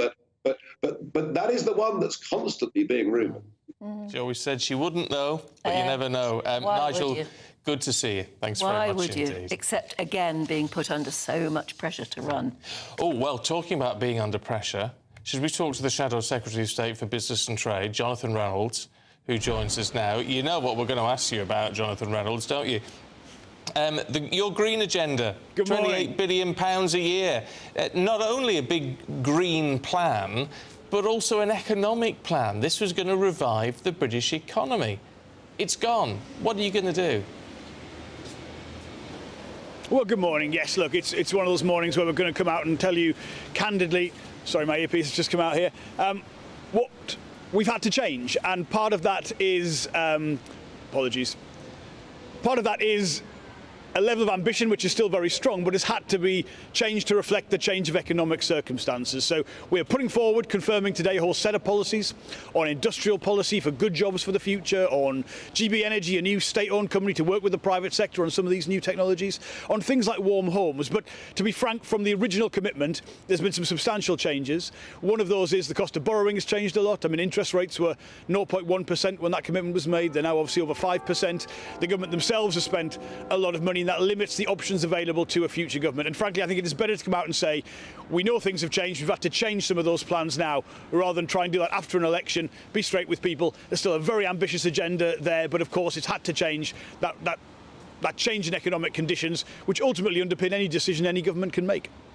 But it looks like such a failure, a flip-flop, a U-turn. It's even being called in Labour-supporting newspapers and commentators this morning. And it's really distressing, actually, for a lot of your supporters, for campaigners, for unions, for energy bosses, you name it. Can you afford this sort of U-turn on such an important policy? Well, look, I mean, if you look at what is the impact, say, on servicing the national debt from those changes in interest rates, I mean, it's, you know, those costs are forecast to rise by up to £20 billion this year compared to when the original commitment was made, over £50 billion. Now, I wish that weren't the case, but it is the case. And look, I wish I could go into my bank when I need to renew my mortgage in a few months' time and say I want the deal I had 5 years ago before interest rates went up, before Liz Truss was Prime Minister. But that's not available. And I think fundamentally, look at some of the recent elections. I mean, look at Boris Johnson's 40 new hospitals. Do you want to be in a position where you promise something that can't be delivered? Or do you want to say, look, things have had to change, going to be candid about that now? But at the heart of this, look, there's an agenda there which is, look, on fuel poverty, more ambitious than any government has ever had. On industrial policy, more ambitious than anything we've seen in recent decades. In terms of new institutions to deliver that, things like our British jobs bonus. So we'll not just get clean energy, we'll get some jobs in the UK as part of that. That's been a real failing of the last few years. I think being able to tell people that you're serious about delivery is more important than promises you can't keep. Yeah, forgive me, but what about the British public here? You know, getting our heads around what was going to be on the table, and now we're left knowing we've got an economic situation, an economic hole we need to climb out of, and we don't know now what the Labour Party is offering to do that. No, I think it's the opposite of that. I think before you had a situation where you had this big number, but the pledges to make up that number were not there, and the focus then became the number.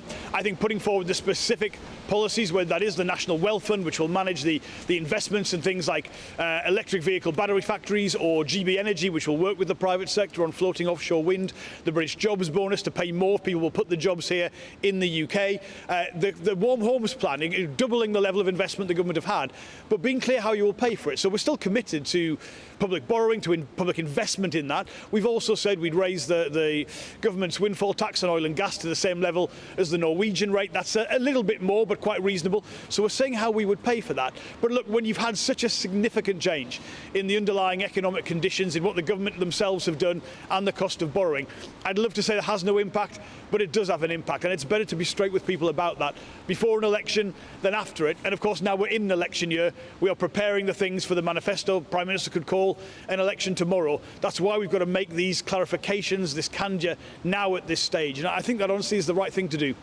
Jonathan Reynolds, good to talk to you. Thank you. Thanks very much indeed.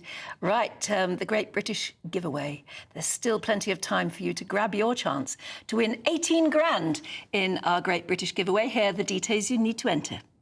This is your chance to win £18,000 cash in our very latest Great British Giveaway. Cash to spend on anything you like. That's like having an extra £1,500 in your bank account each month for a whole year. What would you use that for? Well, congratulations, you've won £10,000. Oh my God, that's unbelievable. That's brilliant news.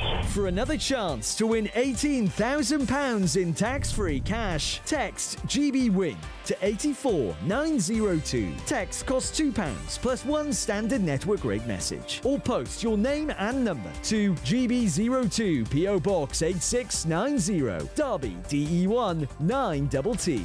UK only. Entrance must be 18 or over. Lines close at 5 p.m. on Friday, the 23rd of February. Good luck. I'm Andrew Doyle. Join me at 7 o'clock every Sunday night for Free Speech Nation, the show where I tackle the week's biggest stories in politics and current affairs with the help of my two comedian panellists and a variety of special guests. Free Speech Nation, Sunday nights from 7 on GB News, the People's Channel, Britain's news channel. In the GB Newsroom, we bring you the news as it happens with our team of dedicated journalists across the UK. We're ready to give you accurate reporting every day. When the news breaks, we'll be there with bulletins on GB News, the People's Channel, Britain's news channel. Patrick Christie's Tonight. Weekdays from 9 p.m. Ken, do you find the Union flag, the Union Jack, divisive? In some situation, but as Simon quite clearly stated, and I agree with everything that he says in regards that there's situation when people use it for ulterior motive to cause fear, alarm and distress. We saw that with the far right when they came up to saying protecting the Churchill statues and things of that nature. But largely on the large whole, even I wave the St. George's flag on a sporting occasion. And I don't see anything wrong in raising the Union Jack or the St. George's flag, so long as the intention is correct. And as he says, Mr. Brockhurst, he served for the country and he should have every right to be proud of what he's done and the way that he wants to display it. All right, Simon, what do you make of this kind of, I would argue it as like student social media-based politics, where you get these pillocks from the Green Party or whatever saying, oh, it's divisive and I can't believe it. It will be legal in this country to do... Do those people need to get out more? I was on the streets of Stratford earlier on, an incredibly diverse place, speaking to a massive range of people right across different age demographics. I couldn't find a single sausage who said to me that they thought that this guy from the Green Party was right. He obviously has absolutely no attention from anybody, and this is his way of finding attention. Both Ken and myself, we both agree that nobody should use any symbol of national identity to offend others deliberately, because that's just inflaming a situation. There's so much sensitivity around so many things today, and people do get offended by so much so quickly without any rhyme or reason. GB News, unlike other broadcasters, isn't obsessed with the London-Westminster bubble. We think there's a nation beyond the M25, and that's why we talk about the issues that matter across the land. Join me on State of the Nation, 8 to 9 o'clock, Monday to Thursday, on GB News. Daisy's listening, and you should too.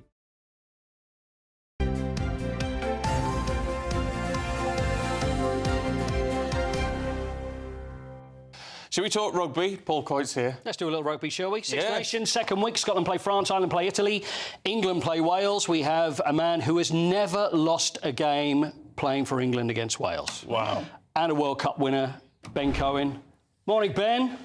Morning. I actually didn't know that. It's absolutely, well, actually, I just made it up. It's it's absolutely true. It's a great day, never lost thanks. against Wales. Can you ever picture a loss? I don't think so. What were they like to play in those games, Ben? I can't for when I played, although they were an incredibly tough team to play against and really unpredictable.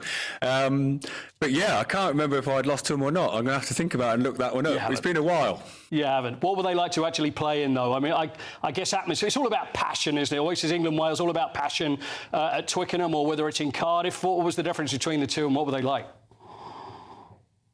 I got to say, playing at Cardiff was one of my favourite stadiums to play at. It is just so loud. It's, you know, it's hostile as well.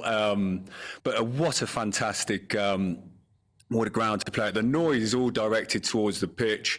It's the way it kind of with the roof and how kind of on top of it is on you or that stadium, and playing against the Welsh, which is always obviously patriotic. They raise their game against the English, you know, and especially at the weekend, you know, to go 27 points down against Scotland and fight their way back just to literally with a point is to lose the game is shows a good test of character. We've got to ask those questions of why they didn't hit the ground running in the first place, and then the game of, you know, the old cliche saying a game of two halves. It certainly which it was polar opposites, and you know, and Scotland you know, held onto it. But you have to wonder why they sort of let that slip. But Wales were definitely got the bit between the teeth at that point, and that's what we've got to be worried about at the weekend. If Wales hit the ground running and play like they did, then England will have a tough day at the office. With England in a real sort of a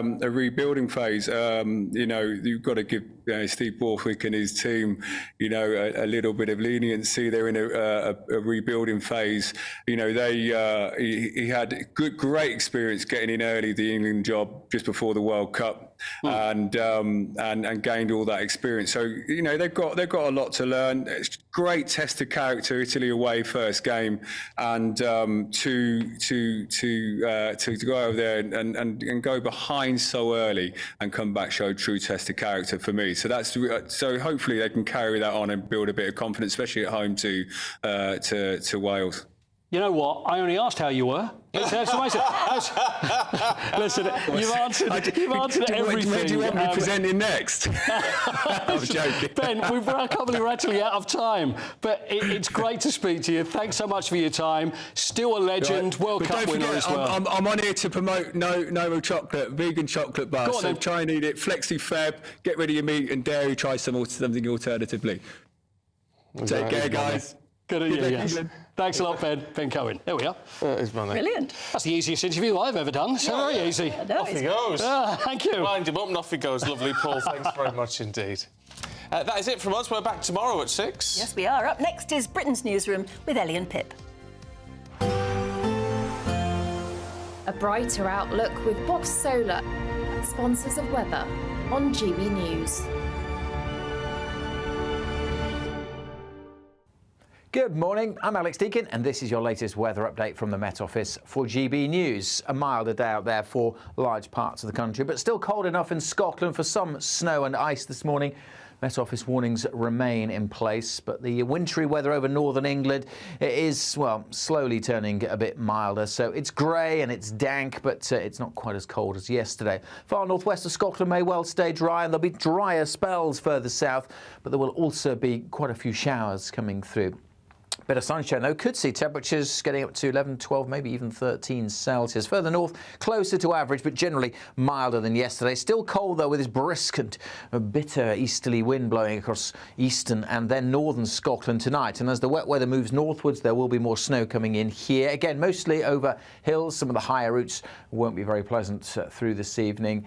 Met Office yellow warning in place for snow and ice here. Further south, temperatures should remain a few degrees above freezing and generally turning drier through the night as well. So a bright start to Saturday across the Midlands and eastern England. Still wet and windy across northern parts of Scotland. Should dry up through the day across the central belt.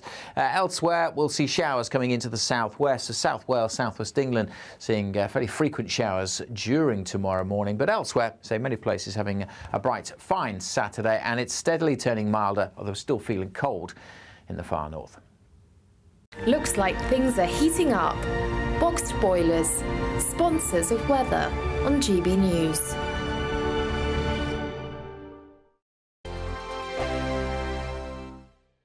Wake up to the headlines with Headliners every morning at 5 a.m. We treat you to the day's biggest stories before anyone else, 7 days a week. You can catch up on everything you need to know before you've even had your kippers. Headliners every morning at 5 a.m. only on GB News, the People's Channel, Britain's news channel. Good afternoon, Britain. Good afternoon, Britain. Join us, Tom and Emily, To find out what's happening in the heart of Westminster. and why it matters to you. Weekdays from midday, we bring you the most compelling stories from across the United Kingdom. And from your doorstep to our inbox. That's right, we want to hear from you. GB News, Britain's news channel.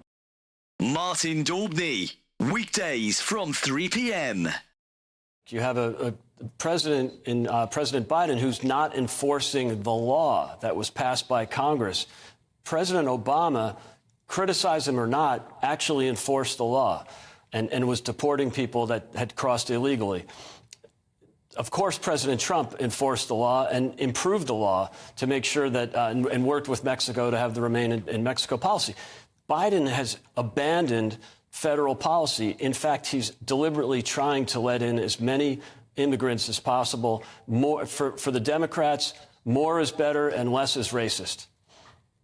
Just astonishing. And the statement that Greg Abbott put out is really feisty stuff. He said the federal government has broken the contract between the United States and the state of Texas.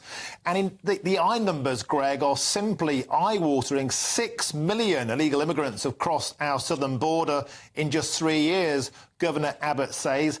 That's more than the population of 33 states in the United States. Astonishing numbers. And Martin, that's just Texas. If you add Arizona and other border states, you know, it's pushing 10 million. By the end of Biden's term, it'll be 11 million. A study by Yale University a few weeks ago, 3 very liberal professors that did the study estimate there's 22 million illegal aliens. So this is a crisis that was created by Biden. It's what he wants. They want unfettered access to the border. They're letting them in. It's a real hardship on the working people of Texas and other border states. And now it's a real hardship on cities that the federal government, as well as the governors of Texas and other states, are sending some of the migrants to those so-called sanctuary cities. Every Sunday from 11, join Michael Portillo. There will be topical discussion, looking at the week before and the week to come. So kick back and relax at 11 a.m. on Sundays on GB News with me, Michael Portillo. GB News, the People's Channel, Britain's news channel.